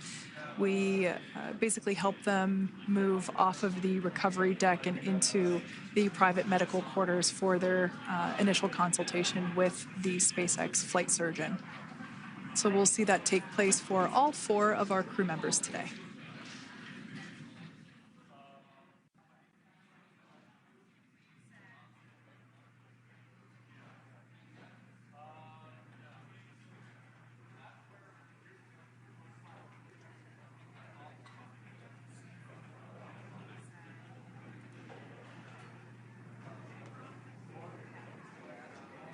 And we are standing by for the next crew member to exit Freedom.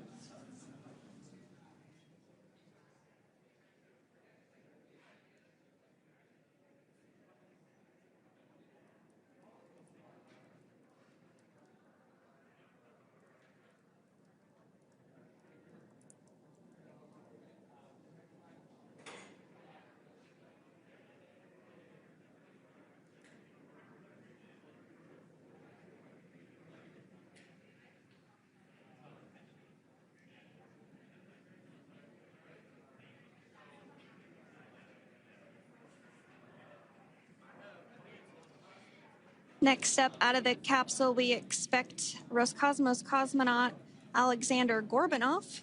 His first space flight.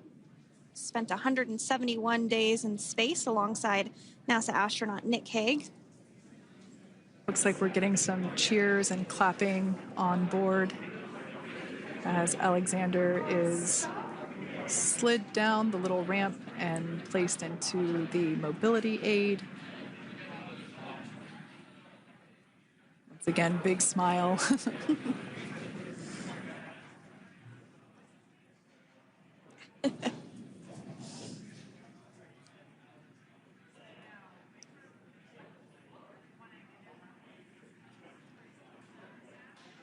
Now, the 2 crew members remaining in Dragon are NASA astronauts Suni Williams and Butch Wilmore.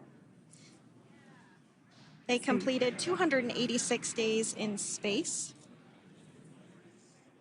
One of the remaining footrests being removed from the Dragon spacecraft.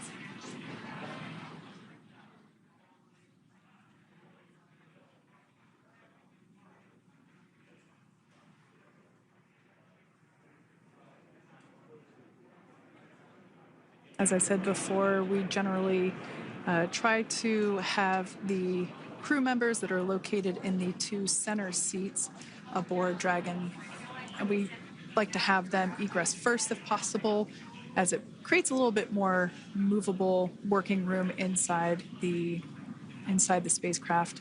There is a recovery crew member inside that is helping all of our Crew 9 crew egress or exit from the spacecraft.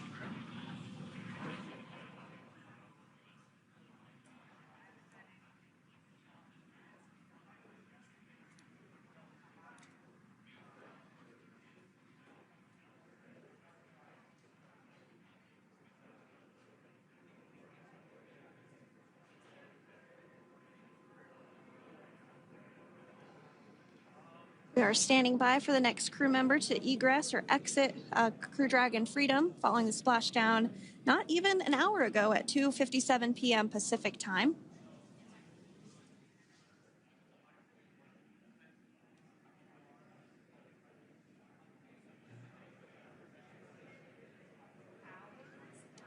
Really have the recovery operations down pretty quick at this point.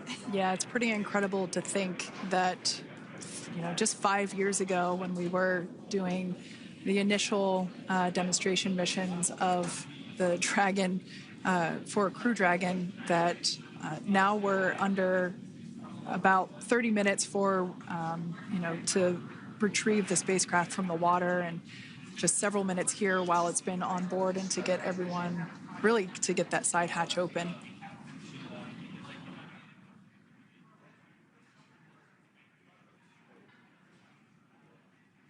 For those of you that have just recently joined, the Dragon had an on-time splashdown. It looks like we're getting our next crew member here. That is none other than Suni Williams. Big smile, big waves. She, like her other crew members, now will be assisted onto the mobility aid.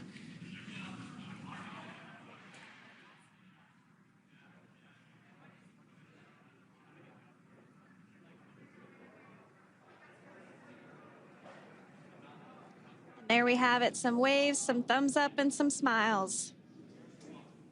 Definitely seems to be a theme among all recovery operations. Absolutely. And of course, that leaves NASA astronaut Butch Wilmore inside Dragon in seat 4.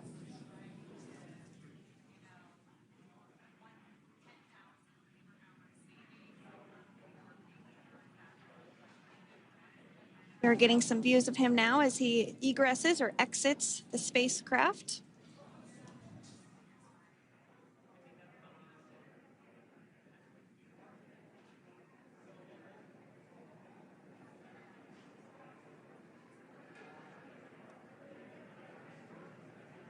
Once again, some elation and cheers there from Butch Wilmore.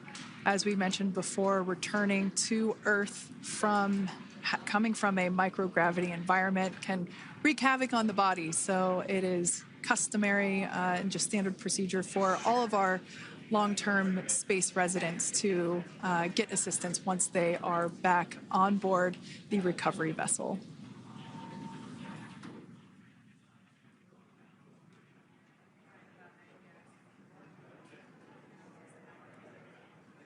Well, now that Nick, Butch, Suni, and Alexander are safely back home on Earth and getting checked out by the NASA medical team, we're going to wrap up our live coverage of their return.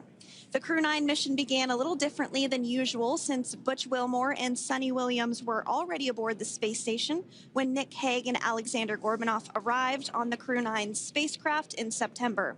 Having arrived as the crew flight test crew for Starliner, Wilmore and Williams were fully incorporated into the space station's Expedition 72 team and began research and other work aboard the station along with the other crew members.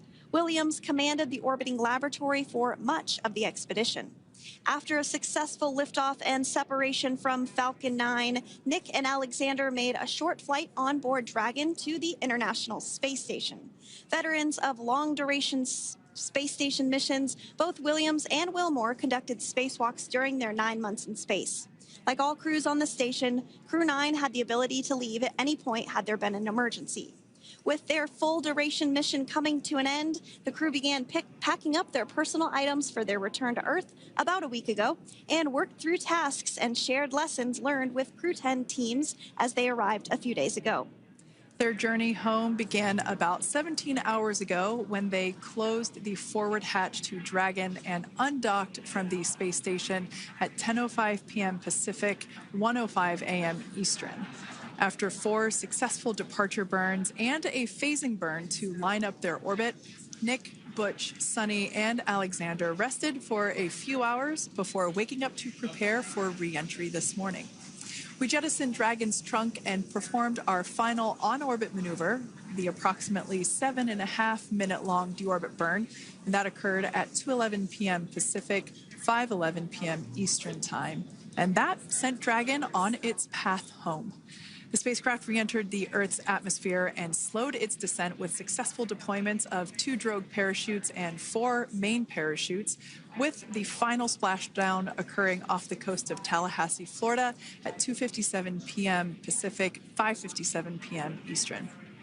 Following that successful splashdown, we saw SpaceX recovery experts move in and prepare Dragon Freedom for its lift onto the recovery vessel. And just a little less than an hour following splashdown, we saw Nick, Suni, Butch, and Alexander make their way out of Dragon and into the recovery ship's medical facilities, safe and sound. Next up, they'll catch a helicopter flight back to shore, where they'll transfer to aircraft that will take them home. The astronauts will take a NASA plane for the short flight back to Houston, where they'll be reunited with family and friends to bring an end to this mission. It's been an honor and a privilege to share their journey with all of you as we continue this new era in human spaceflight. Return today marks the end of the direct handover we executed after successfully launching the Crew 10 mission to the space station just last week on Friday, March 14th. Thank you, as always, for joining us for tonight's coverage of the splashdown of Crew 9. Remember to follow SpaceX on X and NASA online and on social media for updates for the very latest on crew and cargo flights to and from the International Space Station. And we'll continue to share the progress of Nick, Suni, Butch, and Alexander on social media as they travel back home. We do also have a post-splashdown media briefing coming up at approximately 4:30 p.m. Pacific, 7:30 p.m. Eastern, where leadership will share a final update as we conclude this successful mission. So, from all of us at NASA and SpaceX, welcome home, Crew 9. So long.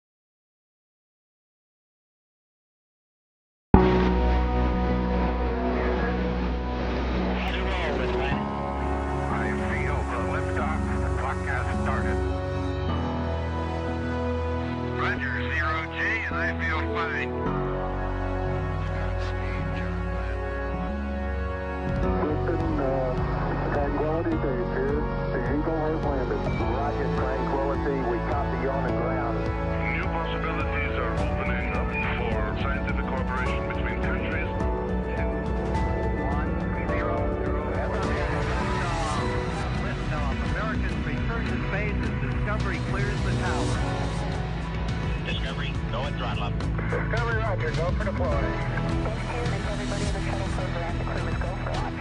Roger. Nice to be in orbit. We have followed in their footsteps to get us where we are today.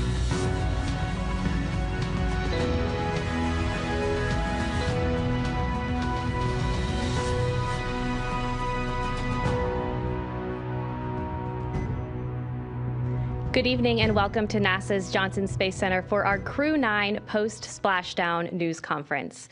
We are joined in studio today by Joel Montalbano, Deputy Associate Administrator for NASA's Space Operations Mission Directorate, Steve Stich, Manager for NASA's Commercial Crew Program, Bill Spetch, Operations Integration Manager for NASA's International Space Station Program, and joining us virtually, Sarah Walker, SpaceX Director for Dragon Mission Management. We'll be taking some questions from here in the room today and on our phone bridge today. So if you're in the room, be sure to get our attention to ask your question. And if you're on the phone bridge, be sure to press *1 to enter the queue. Before we get started, though, we'll start with some opening remarks from our panel here. And Joel, we'll start with you. All right. Well, thank you. And thank you, everyone, for being here. And for those of you tying in remotely, thank you for showing an interest in our great space program. It is awesome to have Crew 9 home, just a beautiful landing. I think many of you heard that back in January, the president asked SpaceX what it would take to bring this crew home. And I will tell you that at the time that question was asked, we were already looking at options, what to do with the Crew 10, Crew 9 situation and how we're going to set that up. I'll tell you a little bit, when you plan these dynamic activities, a lot of work goes into them. For example, for the landing that you guys just witnessed today, there's a number of things that we look at, a number of factors, weather being one of them. You saw great weather today. In addition, we look at the readiness of the recovery team to make sure they're ready to go. We look at the handover time on orbit between the incoming crew and the departing crew to make sure there's enough time for activities to be accomplished before the departing crew leaves. We do have the benefit of having NASA astronaut Don Pettit remaining on board. He'll be coming home on Soyuz in April, and so he'll continue the handover with the crew. We also look at the vehicle traffic, the vehicles coming and going. And when you pull all that together, the International Space Station program, the Commercial Crew program, and SpaceX came up with the plan that we just witnessed. The Crew 10 launch last week, the docking over the weekend, the undock early today, and then the landing that we just witnessed. So just an incredible amount of inputs that you get to pull all that together in order to have a successful operation. I want to tell you, we want to thank the Crew 9 team and the ground teams for their dedication to excellence, their resilience, their flexibility during this expedition, everything they did to have a successful expedition as you have all witnessed.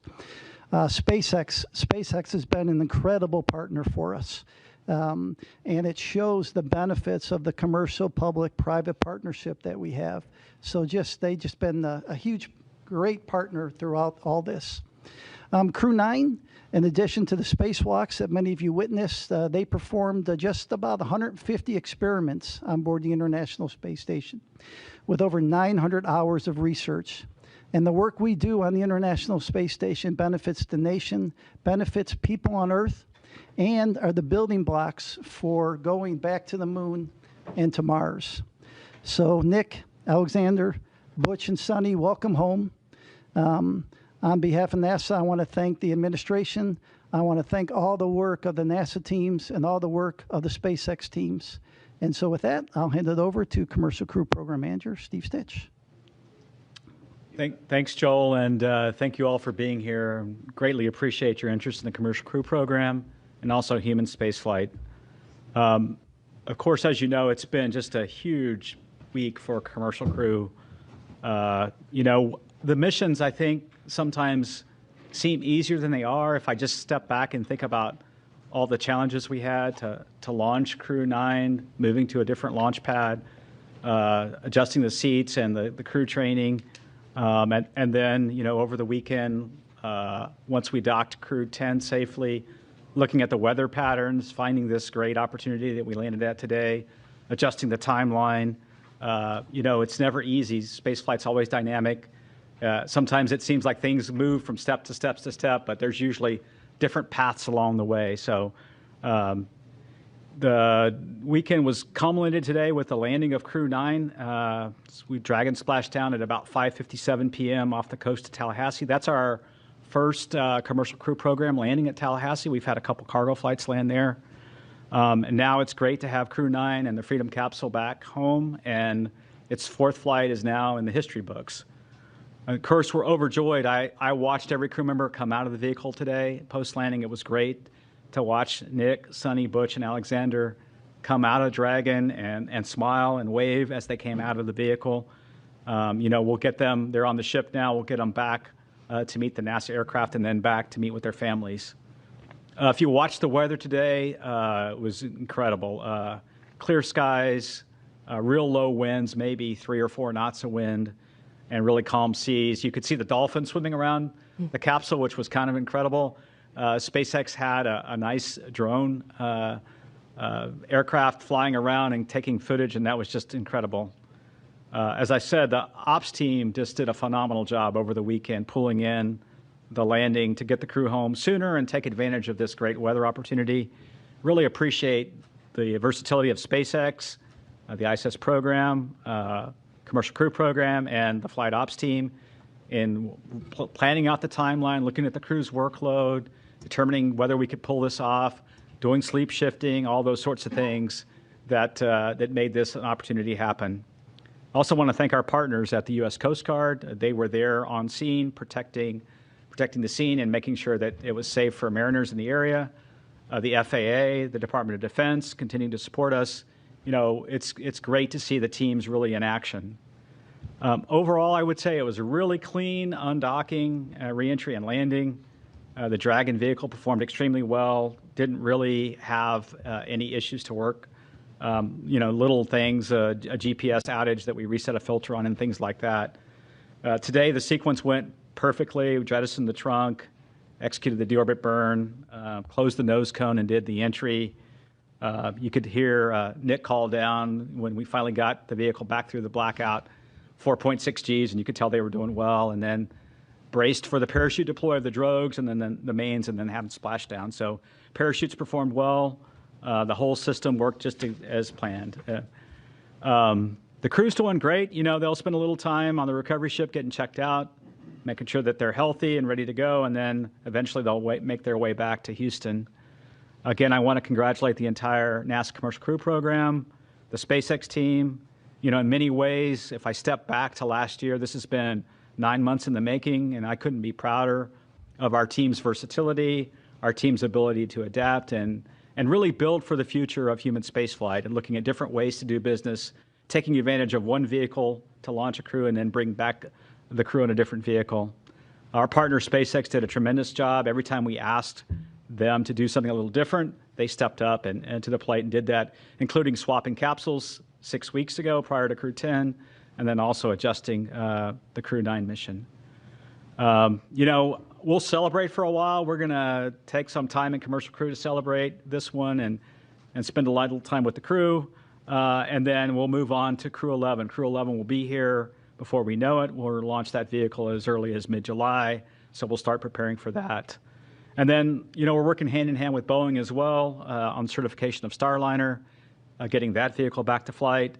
Butch and Suni's return on Dragon, to me, shows how important it is to have two different crew transportation systems, the importance of Starliner and the redundancy that we're building in human spaceflight for our low Earth orbit economy. We're super grateful for Boeing as well and their investment.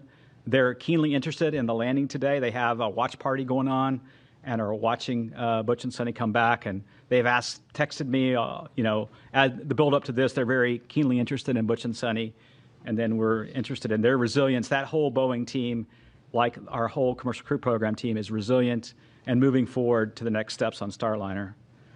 It's been a busy start to 2025. It's hard to believe we're in the middle or toward late March.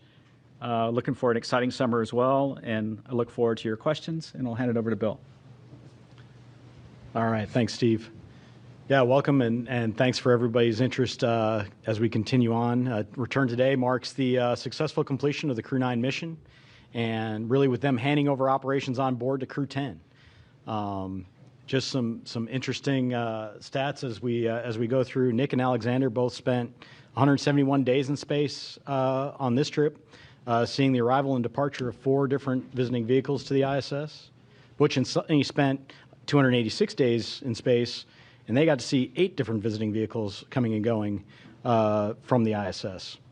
We stay really busy as we talk about all these vehicles coming and going from the station. Nick and Butch each conducted 1 spacewalk, and Suni conducted 2. That actually gave Suni the record for most time on spacewalks by a woman, and puts her 4th overall in terms of time outside doing spacewalks. The crew contributed to more than 150 unique experiments, like Joel said, including stem cell technology to potentially address blood diseases, autoimmune disorders, and cancers. They tested lighting systems to help maintain circadian rhythms, which will help improve conditions for not only future crews as you go through spaceflight, but also those on the ground for shift workers and those in extreme or remote environments. They did plant growth and quality experiments to support future Moon and Mars missions as we look forward with that. They loaded a really interesting experiment. JAXA had their first wooden satellite. They loaded that into and got that deployed from the ISS. And then as part of their spacewalk, Butch and Suni collected samples from the station's exterior to study the survivability of microorganisms in the vacuum of space. I'll tell you, the Crew 9 crew did a great job here in the near term supporting this shortened handover period with Crew 10 and enabling that landing opportunity that we saw today. There was a lot of work that they did ahead of Crew 10 arrival to get prepared, and then really working through all of the things that we need to do to hand over the emergency procedures to the crew, to get the cargo transferred that they need to, and to get all the vehicles set up for Crew 10 to be very successful. Crew 10 is already working hard, and they're working on key science investigations on board. They already kicked them off even while they were getting prepped for undocking the other day. So coming up on ISS, we still have a lot going on. We have NG-21 release at the end of March, providing some important trash disposal for the space station. Always, you got to get rid of all the stuff that you bring up, so you got to bring that down somehow, and NG-21 is going to take away a lot of that.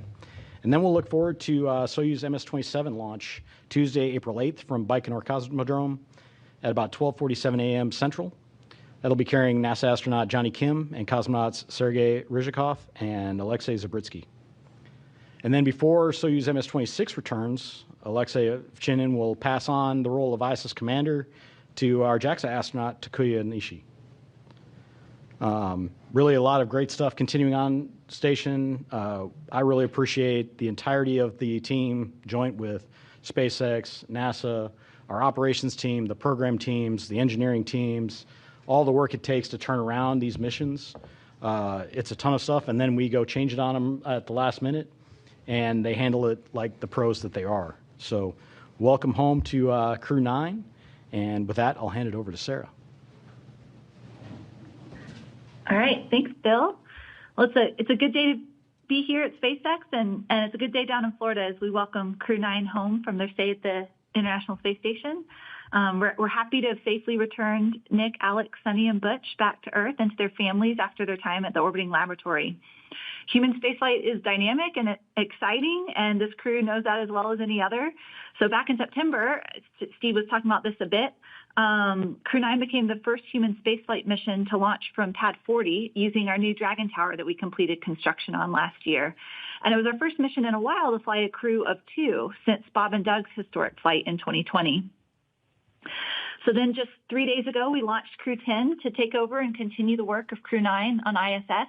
And I forgot to mention this Friday night, but Crew 10 was our 50th Dragon mission since first launching COTS 1 in December of 2010. That's a huge milestone for the team.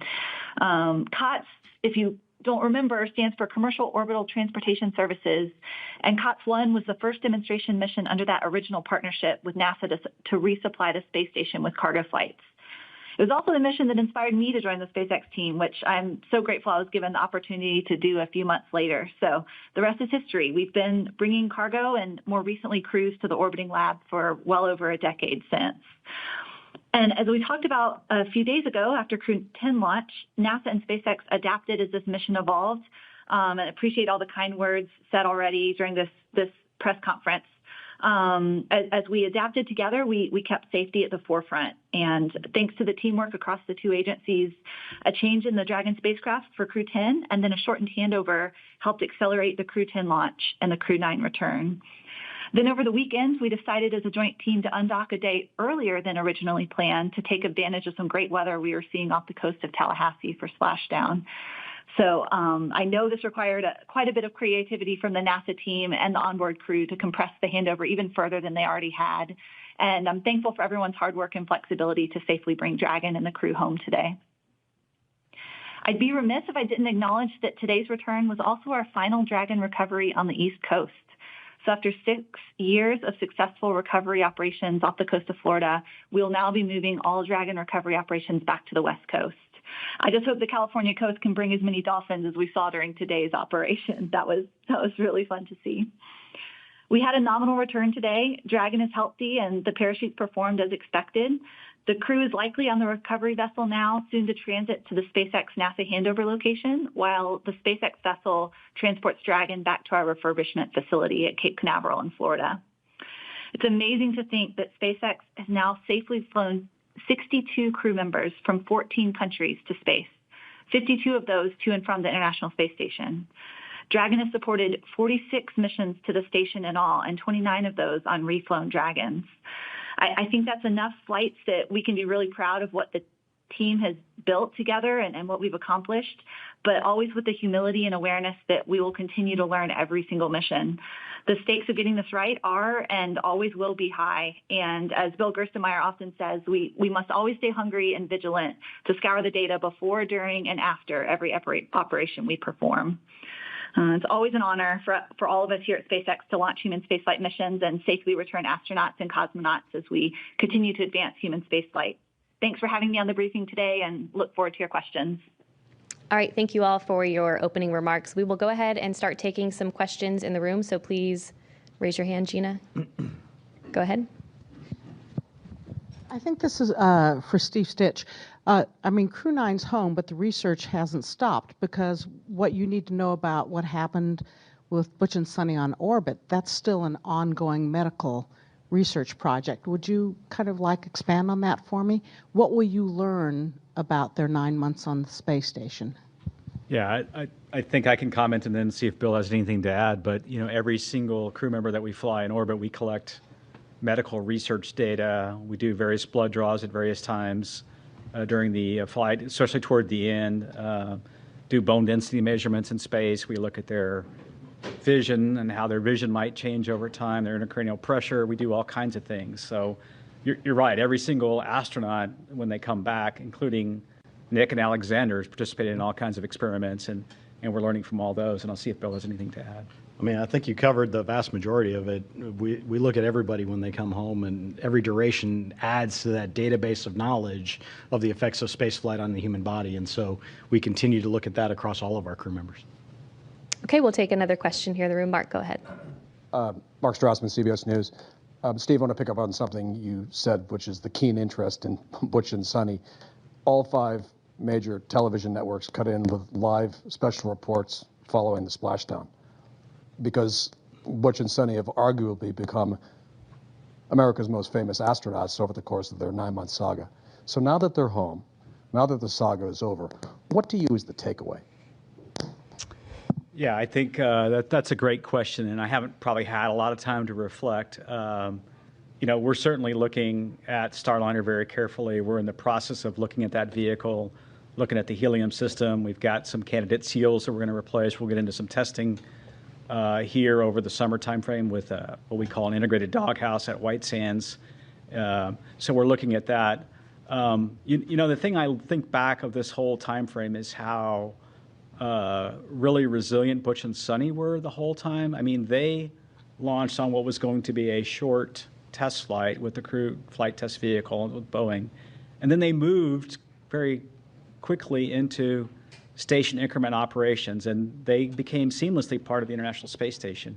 And they did that because they're experienced astronauts, and we had prepared, right? We had flown gloves for them to do spacewalks, and we had flown a lot of components for them. So I think that shows the adaptability of crew members. And if I think forward to exploration, and maybe some harsh missions to the Martian surface someday, or back to the moon. You know, the adaptability of crew members, changing the timeline for their return. Certainly a huge thank you to their families. You know, when you think about Butch and Suni, they enjoyed their time on station. They got to do spacewalks, and they got to do lots of cool science and things like that. Their families are the ones that really, you know, kudos to them for being resilient in a planned short duration flight now turning into a long duration. And I think back of when they went into quarantine. They went into quarantine in the April timeframe for the early May launch that we had for the crewed flight test. So the families, a huge thank you to them. I'm sure the reunion is going to be wonderful with the families. And we'll keep learning as we go and keep being adaptable in the future. Let me just add, if it's okay, it shows the flexibility of our commercial providers. The fact that they flew up on the Boeing vehicle and home on SpaceX, this is a lesson learned for NASA too, such that when we do have Boeing and SpaceX both flying on a regular basis, we need to be able to do the opposite too. If we come up on a SpaceX vehicle and have a problem to be bringing people home on a Boeing vehicle, it shows you, you know, this year I think many of you know we celebrate 25 years of crewed on the International Space Station, and just shows the flexibility we have with the space station and our commercial partners. We'll take our next question here in the room. Go ahead. Ed Lavendero with CNN. Two questions. Do you have specifics on the timeline of when the astronauts will be landing back here in Houston and reuniting with their family over the next, I'm presuming, the next few hours? And then secondly, the more delicate question is, of all the talk that we've seen over the last months that these astronauts had been, quote, stranded in space, how did that kind of talk affect you guys over the last few months in formulating a plan to get them back home? Yeah, I don't have the specifics of the timeline. I know they're going to fly back here tonight. They'll probably spend some time rehabilitating a little bit, and the doc's watching them, and then they'll rejoin their families in the next, you know, day or so. You know, relative to the mission planning, I think what we did was we tried to look for opportunities to bring the crew back when it was safe to do so. And, you know, we always had a lifeboat, a way for them to come home, all the way back to Starliner. If you remember, during the Starliner crewed flight test mission, we said if there were an emergency during part of that mission, we considered the thrusters, the service module thrusters, good enough to bring the crew back then. We then transitioned to the Crew 8 vehicle for a temporary time frame until Crew 9 arrived. So we always had a way to get the crew home safely should we need to. And then it really became, when is the right time? When is the right time to bring them back? And then when we had to swap over Dragon capsules from the new vehicle, which wasn't quite ready, we moved to Capsule 210. We figured this March timeframe was the timeframe to execute this direct handover that we just did. So for me, it's been the normal kind of planning I do all the time, looking at all the options, working with SpaceX, working with the space station program, and finding the right time to bring the crew back. Okay, we'll take another question here in the room. Hi guys, my name is Amanda Henderson. I'm with KHOU 11, the CBS affiliate here in Houston. 10 days turning into 9 months, but turning also into hundreds of hours of invaluable research that they got up there at the ISS, and also moonwalk hours. Can you talk a little bit about how, when you realized that they were going to be up there for longer than the intended time frame, they were able to transition into getting that invaluable research started? Yeah, I can start with that one, and I can let these guys add in. So even before they launched, because we knew they were flying on a test mission, we provided all the training for the stay on ISS that they would need to be a long-duration crew member. We flew the equipment. Every crew has unique equipment that they need to do a spacewalk, and we made sure we had that up there. So I think it really comes to the preparation that we did even before they flew that allows them to be so successful when they get up there. And that's really what we do with all of the crews that fly to the ISS. There's the rigorous training program that they go through.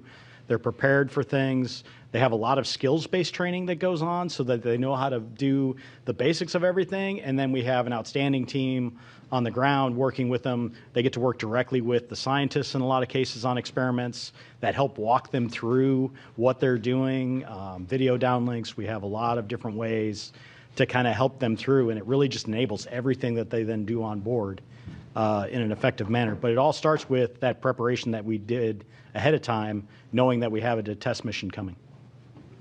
I do think the difference, like the shuttle missions had a finite duration. The way the space shuttle worked, it had fuel cells, and they used liquid oxygen, liquid hydrogen to power those fuel cells. And so at some point, that vehicle had to return. But the beauty of the space station is wonderful laboratory, wonderful place for the astronauts to live and work, and you can almost stop the clock if you have a problem. And I think that's something that we learned on this flight that's a little bit different is, so when Starliner we had planned for maybe a short 10 to 2 week mission for a test flight, when we needed more time, we took that time to understand the vehicle. And then when we determined that the better option would be to bring Butch and Suni back on Dragon, we pivoted over to that plan. So I think station gives us that flexibility that we never had before. And we also have flexibility now, as Joel said, with 2 different vehicles. So someday there may be a case where we're using Starliner to handle a Dragon contingency problem of some sort. So we have a luxury that maybe we didn't have in the past, and so we're adapting and learning from that. All right, we'll head over to our phone bridge to Marcia Dunn with the Associated Press. Yes, good evening. Probably for you, Steve. I understand the crew is being flown to Houston tonight and that they'll be staying at JSC and crew quarters. When will they be able to go home if they're feeling good? How much time off do they get before they have to go back to work? Are you giving them some extra bonus vacation? And when do you have to decide whether Starliner is going to be carrying Crew 12 up? What's the deadline for deciding on that mission, whether it'll be Starliner or Dragon? Thanks.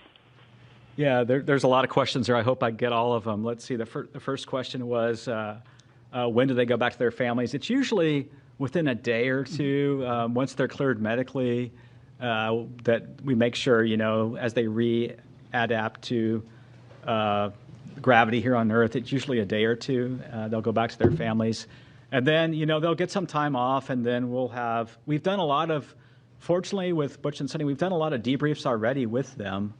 And so we've gotten feedback on Starliner and feedback on many things for the crewed flight test already from them while they were on orbit. They'll have a standard set of debriefs with the Crew 9 crew because they really have been part of Crew 9 ever since Crew 9 docked. So they'll go through a series of debriefs, and then, but they will get some well-deserved time off, well-deserved time with their families. It's been a long time for them, and look forward to hearing their stories about meeting with their family. I think the last question, Marcia, was when do we have to decide Crew 12 versus the next step with Starliner? And we probably have a little bit more time as we get into the summer and understand the testing we're going to go do to make that decision, whether it be Crew 12 as the next flight or Starliner. We're also looking at some options for Starliner.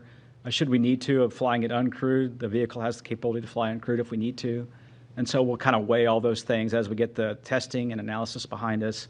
Boeing's done a good job of developing a new thermal model, which we're using to try to understand the changes we're going to make in those dock houses. We'll add some tape and thermal barriers in different places. So we have a little time to make that decision.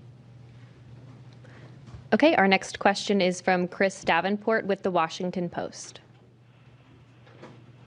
Hey, everyone. Thanks for taking my question, and congrats on a successful end to the mission for Steve Stich. You had mentioned your discussions with Boeing, and I'm just wondering, has Boeing given you a 100% commitment that they are sticking with the program, just given the enormous costs they've had to eat? And is NASA doing anything to incentivize them to stay? You just mentioned an uncrewed flight, for example. Thanks. Yeah, Boeing, all the way up to their new CEO, Kelly, has been committed to Starliner. I can see that in the way they're approaching their solution to the problems. They're taking the time to understand the leaks we had in the helium system and testing some new seals that we may field in those flanges. The same thing with the test plans that are multifaceted for the thrusters, some testing of the Teflon material, testing, integrated testing at White Sands. So I see them being very committed. They want to provide a transportation system with crewed capability to fulfill their missions. And then they're even, I think, stepping beyond that and thinking about low Earth orbit and COMLEO destinations with their vehicles. So I see a commitment from Boeing to continue the program. They realize that that they have an important vehicle, and we were very close to having a capability that we would like to field. I think we have some changes we need to make to the way we heat those thrusters, the way we fire those thrusters, and then we can test that on the next flight. So. Our next question is from Ken Chang with the New York Times. Hi, thank you. This is for Joel, Steve, and Sarah. The White House put out a statement that said the landing today representing President Trump keeping his promise to rescue the astronauts stranded in space. And from what you just said during this news conference, I think it's been in the works for months and a lot of work for everyone. I was just wondering, could you explicitly answer the question if Kamala Harris were president, or if Joe Biden had run for re-election and won, would anything have changed with this mission? Thank you. NASA as an agency, we work for the president, and who's ever there, we work for them. We had an input from that office. We took a look at it. And, our job is to take all the inputs we get and operate as successful and safely as we can. And that's what we did for this administration, and that's what we would do for any administration. Our next question is from Sana with Bloomberg News. Hi, thank you so much for taking my question. I had another question regarding Boeing. I know you just mentioned that you're looking at options for an uncrewed mission. So I guess we're wondering who would pay for the uncrewed mission, and would Boeing be required to redo the crewed test flight as well? Thanks. Yeah, what we're looking at right now is we really want what I would call is a crewed capable vehicle. So even if we were to fly the vehicle without a crew in the return back to the next steps on with Starliner, we want that to be crew capable. So we want it to have all the systems in place that we could fly a crew with. And in fact, as I think about it, it might be there for a contingency situation as we prepare for whatever events could happen. One of the things that I've learned in my time at NASA is always be prepared for the unexpected, always have options. And so that's what we're thinking about. So we'll take those steps forward. We'll look at the test data. We'll make a decision whether to fly it crewed or uncrewed. And then, we are trying to do it under what we call this post-certification phase of the contract. And Boeing has delivered a lot of the certification data already. They have a little bit more to go relative to the prop system. I think we talked about they're flying a new spacesuit eventually, and a few other things like that. So we're looking at doing it under that phase of the contract, and NASA meeting its commitments on those flights. Our next question is from Will Robinson-Smith with Spaceflight Now. Hi, thanks so much for taking the time to talk with us today, and congrats on the splashdown of Crew 9. Maybe just following up on Ken's question to Joel and Stich and Sarah. Obviously, as you've discussed tonight and over the last several months, the plan has been established for some time on how to bring Butch and Suni back to Earth. But, barring them returning on the seats that were added on the Crew 8 Dragon spacecraft, had the decision been made to try to bring them back any earlier, was there a Dragon spacecraft that would have been available to operate that mission prior to the Dragon that we just saw support the launch of Crew 10? Thanks. Yeah, the earliest Dragon that we had to go fly the mission really was this capsule 210. And so when we were planning originally on Crew 10 to have the newer spacecraft, we thought it would be ready. And initially, we were going to launch in mid-February. We moved it to March 25th. And then I think Sarah talked briefly before about some of the challenges we had, or maybe it was Mr. Gerstenmaier, with a battery system that was a bad component we had to pull off. We had to pull the heat shield off and vector out of some work on the vehicle. We had some challenges with some valves in the prop system. And this, to me, is just evidence of how complicated. I don't think we always do a super good job of explaining how complicated the spacecraft itself is made up of millions of components that have to work in an integrated fashion, and you go through testing and qualification to get there. And so those components didn't work. And when we looked at that, we just pivoted over to the vehicle that was going to be ready the soonest, which was Capsule 210, and that led us to the March 12th date and then eventually the March 15th launch. Our next. Yeah, and maybe I would just add that with 5 Crew Dragon spacecraft in the fleet, certainly many paths are possible, right? With the allocations as we had them with our current slate of missions in the next 12 to 18 months, exactly as Steve said, it was the new spacecraft that was anticipated to be ready first, with the one we ended up flying shortly on the heels, and then when we ran into a processing issue on that new vehicle, the other one could be ready sooner. And so those were the 2 that were coming available. But certainly we can pivot and adapt. Flexibility is the name of the game, right? And so if we change what lanes or what stage of the flow any given spacecraft is in, we can open up other options available. But we had these vehicles allotted to or allocated to specific missions, and these were the 2 spacecraft that met the need that we had here in the spring to fly these missions in the timeframes that they were requested. All right, our next question is from Joey Roulette. Hey, thanks. Just 2 questions. One quick one for Steve. I just want to be clear. So it sounds like the testing results that you guys are going to have with Starliner this summer and maybe later on is going to determine whether its next mission is uncrewed or crewed. And whatever that next crewed mission is that going to be like a routine certification crewed mission, or might there be another CFT? And then the second question is for Bill Specht. I was just wondering if there's any studies that Butch and Suni are involved in that investigates the like behavioral or psychological kind of response to not just long duration spaceflight, but unexpected changes to the to a mission in the middle of it. Thanks. Yeah, when we look back at the crewed flight test, we got a lot of good data out of that flight relative to having a crew on board. So really the thing that we need to solidify and go test is the prop system and the service module. We need to make sure we can eliminate the helium leaks, eliminate the service module thruster issues that we had on docking, and then the rest of the vehicle performed really well. So when we look forward, what we'd like to do is that one flight and then get into a crew rotation flight. So the next flight up would really test all the changes we're making to the vehicle, and then the next flight beyond that, we really need to get Boeing into a crewed rotation. So that's kind of the strategy. Yeah, and then to your second question, all of our crew members go through evaluations. They fill out surveys. They do medical evals. So all of these things happen on every crew member. So we do get some unique data from Butch and Suni based on their stay, but it's something that we do with every crew member that flies. There's always changes that happen on board.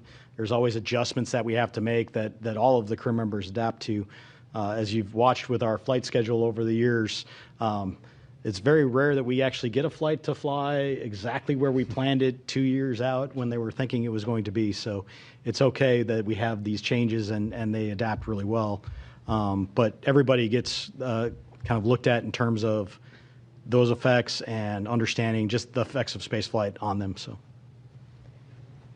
Okay, our next question is from Maria with KBIR Knoxville. Hi, yes, thank you so much for your time. If someone can walk me through the physical and mental adjustments that the astronauts are going to be experiencing. I can try and see if Bill and Joel have anything to add. When they get back, the body is an amazingly adaptable. The one thing that the body will struggle a bit with is the inner ear and the vestibular response in microgravity. When you transition from 1G here that we're sitting in this room to then in space, the inner ear can get a little disturbed because gravity's not pulling the fluid down and the little hairs inside the inner ear. And so the crew can take a little while to get to adapt to microgravity. That same thing happens in reverse when you land back on Earth. The human body was adaptable and was used to being in microgravity. Now the vestibular response is such that you feel disoriented, you may feel a little dizzy, you may have trouble getting up. And then, of course, physically, their body,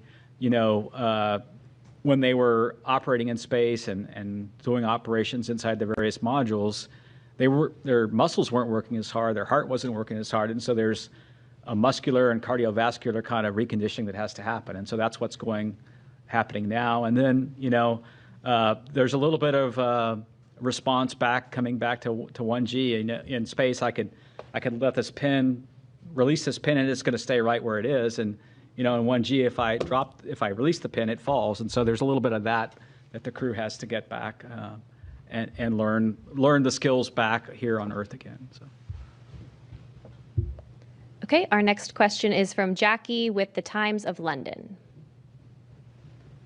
Hello, and thank you. I'm sorry if this is a really frustrating question because I know there's so much good work done on this mission, but there has been a fictitious narrative woven around it by prominent people who are hard to ignore. Why has NASA not pushed back more emphatically against that and against the use of astronauts by one of its commercial contractors as political pawns? And what's to be lost by simply correcting that narrative for the sake of the public who have paid for the mission? Thank you. I would say, our job at NASA is to successfully and safely fly these missions. We fly it with the laws of physics, and we fly it with our commercial partners. And so oftentimes there may be things out in the press that may not be exactly what's happening. And our job is to fly these missions, and regardless of what you read in the press, our job is to fly successful missions, safe missions, and do the science we do on board the International Space Station.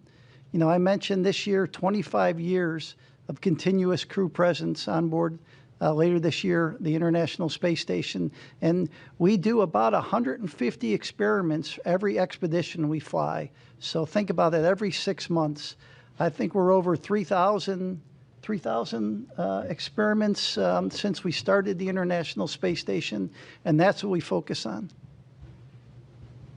Okay, our next question is from Jeff Faust with Space News.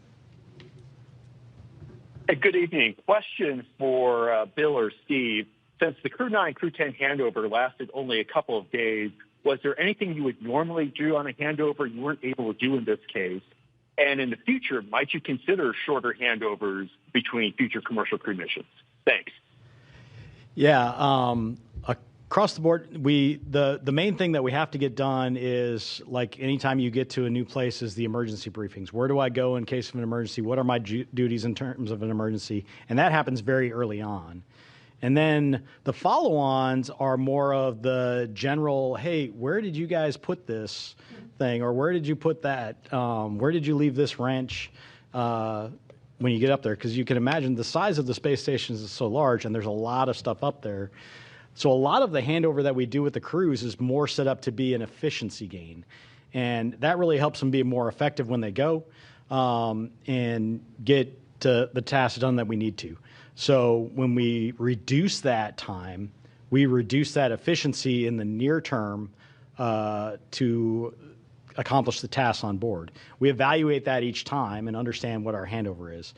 In general, we don't look to reduce that because we want to be as efficient as possible. We want to get everything done in the most efficient manner, get the most things done on Space Station that we can. But in this case, it was actually to our advantage to go work that shorter handover and then get them home as quicker, hitting this weather day that we had here today, and not leave it up to how the weather was going to behave days and days from now. So the critical stuff always gets done, that emergency handover, that how do we go handle contingencies on board. They're trained on the ground for all of these things, and we have a lot of support for the teams on the ground to help them as they go, so we can shorten it if we want to, but it's not quite the same as getting up there and finding out from the person that's been up there for 6 months, hey, I found that this was the best spot to put this, or I left this here, and so when you need it, go look over there. to go do this, or this is the best way to go pull out this drawer, or whatever you have to do for your experiments on board. So nothing beats that face-to-face handover and the time they get up there, but we have the options to shorten it when it makes the most sense. Okay, our next question is from Sawyer with NASAspaceflight.com. Thank you so much. This question is, I believe, for Sarah. With this being the final splashdown on the east coast of the United States, what is the plan for Megan? Is that going to be repurposed to the west coast? Is that going to stay on the east coast? And then what becomes the contingency if, for example, the weather isn't good at the planned Pacific landing sites, whereas here you had the Gulf and the Atlantic? Hey, we don't know the answer yet to what will happen, what will become of Megan. We've got Shannon here on the West Coast. I'm sitting here in California right now, and there's unique benefits and unique challenges of weather patterns on the West Coast versus the East Coast. Just one example, we have far more stable weather in terms of wind and wind speed, wave height than we did in Florida. So where we needed numerous sites on both coasts of Florida to provide geographic diversity to avoid weather patterns that may be happening in one area and not another, not so much the case on the West Coast. However, our cloud cover is different here than in Florida. And so things like the airborne assets that support our mission might have different challenges out here than over there. So we've done a lot of trying to learn from meteorologists and historical weather patterns, and then figure out the right number of sites and the right number of support assets to ensure that we maintain a high return availability, which means a high percentage of days that would be a viable return option with a safe splashdown, regardless of what coast we're splashing down on. All right, our next question is from Isam with AFP.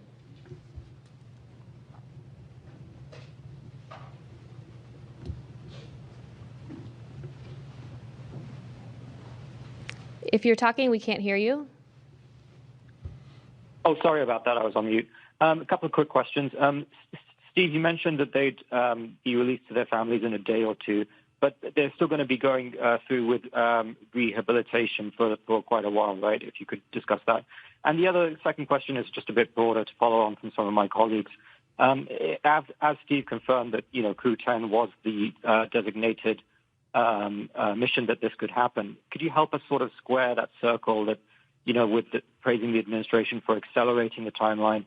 How concretely, just to follow up on my colleagues' questions, how concretely can the administration be credited with accelerating the recovery when, the plan hasn't fundamentally changed here?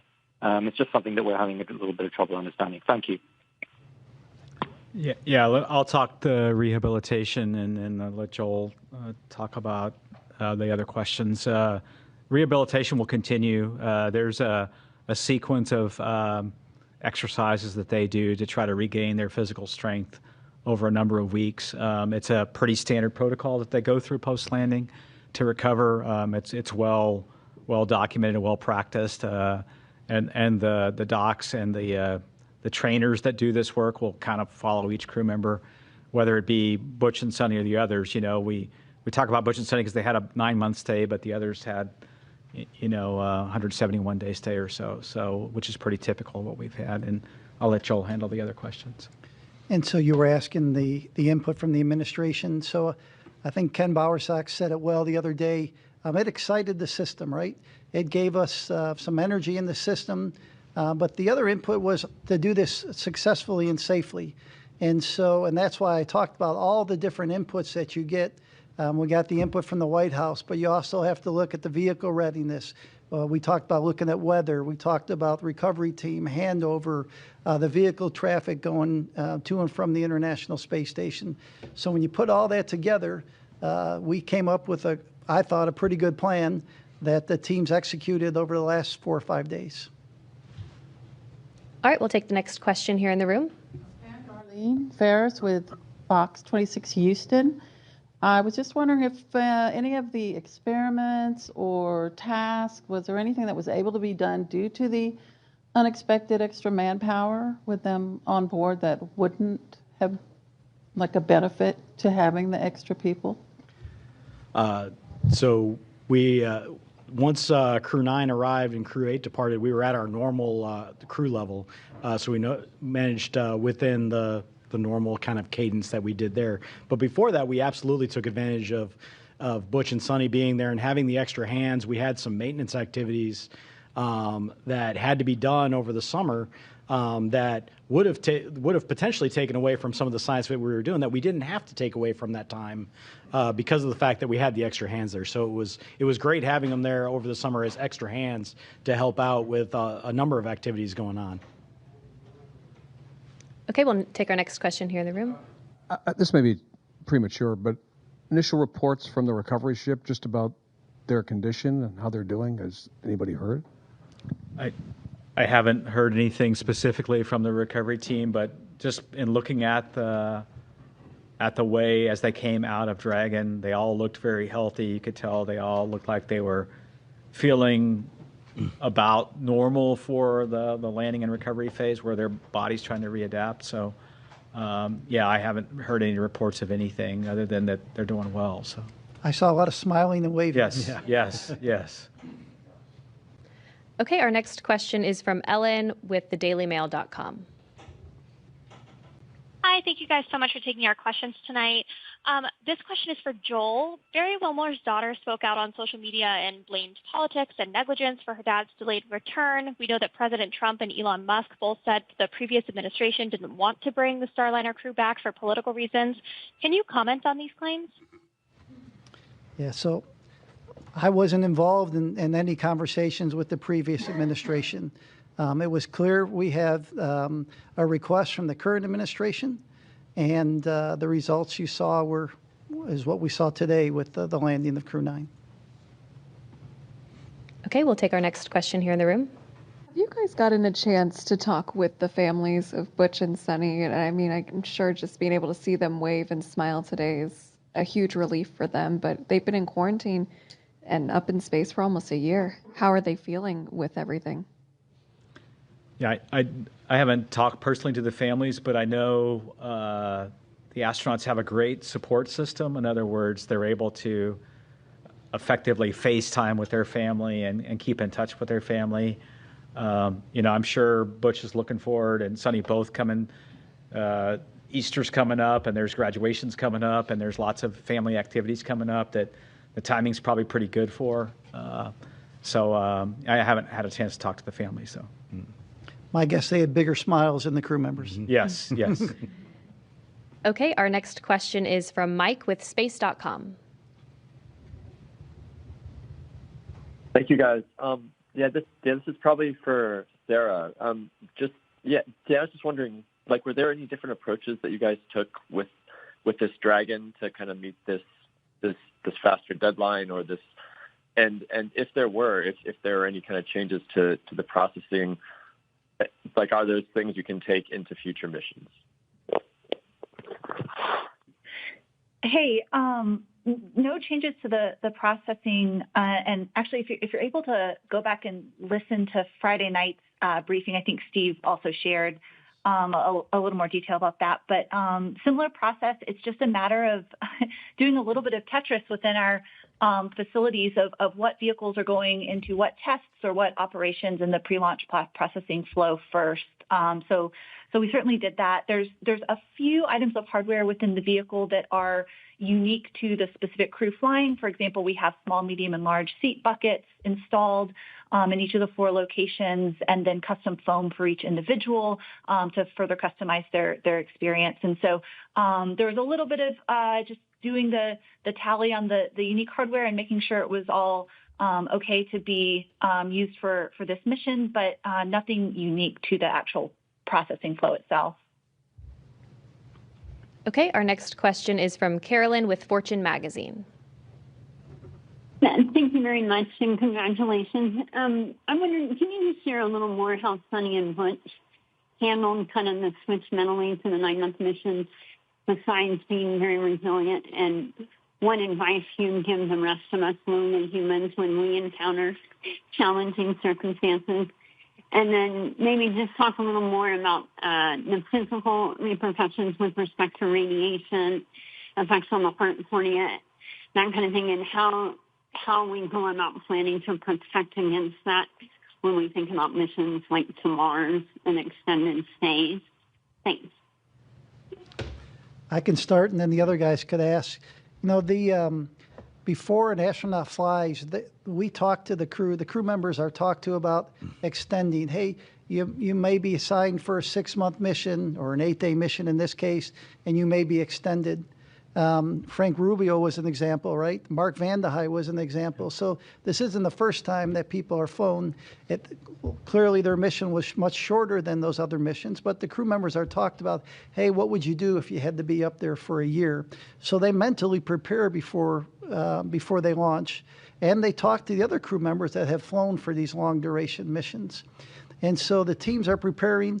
We do different things on the ground. If you're there a little longer than normal, maybe you'll have some extra family conference times, or maybe a half day off after a certain amount of time on orbit. And so we had experience from past crew members, and we made changes in the operations and how we do that. And so let's see, Bill, if you want to add anything to that. Yeah, I think the other question was, really on kind of the effects of space on people in general, and when you change the duration on them. We look at every crew member when they're going up and making sure that we feel confident, even if their mission had to be extended, that they're up for it and that they've got, I think, the time allowable, I think, for them to stay in space and to go through that. We monitor everything on board. We keep an eye on things like radiation. We keep an eye on things like solar activity that can affect that. We keep an eye on the rest of the environmental factors on board, whether it be the carbon dioxide levels, the CO2 levels, the contaminants that we have on board. We have scrubbers and filters and things that take that out. So we do all the things that we would normally do to manage that for crew and minimize their exposure to anything that could be considered harmful. And then we limit the times to the best of our ability that we can up there. Our next question is from Marcia Smith with spacepolicyonline.com. Thanks so much. Steve, you mentioned that Crew 11 might launch as early as July, which seems like a pretty short interval for Crew 10 to be up there. Could you talk about what's driving you to launch as early as July? And will either of the astronauts who are bumped from Crew 9 be on Crew 11, Stephanie Wilson or Zena Cardman? And which capsule will they be flying? Let's see the timing for that mission right now. Originally we were going to fly that mission. We had been, if you look at historically, our rotations have been in February and August. There is a particular SpaceX cargo flight, CRS-33, that has the ability to do some reboost for the space station, and that needs to fly in that late August, early September timeframe. And so we moved our handover up. That boost trunk is what we call it, will be there for a large part of the fall timeframe. So to get all the propellant used on that mission. So that's why we looked at moving it up. Right now we think we'll fly probably the Capsule 206, which is our fleet leader. It'll be on its 6th flight. We'll continue to work that with SpaceX. You have to remember with Space Station, one of the critical consumables is docking ports. We have 2 of those docking ports. And so once we fly that CRS-33 mission with the boost trunk, one of those docking ports will be tied up for an extended duration. And we like to do this direct handover. We like to ensure the new vehicle is there, the new crew's there, before we undock the astronauts that have been there for the increment in progress. And so when you put all that together, it drove us to look at right now, mid to late July. Of course, things can change over time, but that's kind of what we're looking at. We'll kind of pivot over to that once we complete the debriefs for Crew 10. So, our next question is from Will Robinson Smith with Spaceflight Now. Hi. Taking a question from us. Question to Steve Stich. Going back to the comment you made earlier in this briefing, correct me if I'm wrong, but I think you said that there was another look that needed to be taken at the flight suit for those flying Boeing. Can you add a little more detail into that may need to be changed and the reason for that? Thanks. Did you get that? I couldn't. I'm sorry, you're coming in a little bit, it's breaking up a little bit. Can you please try to repeat your question?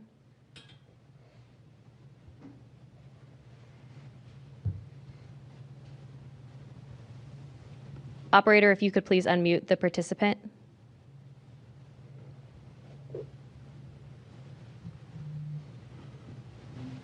Will, if you're talking, we can't hear you. Can you hear me? Yep, we can hear you now. Okay, perfect.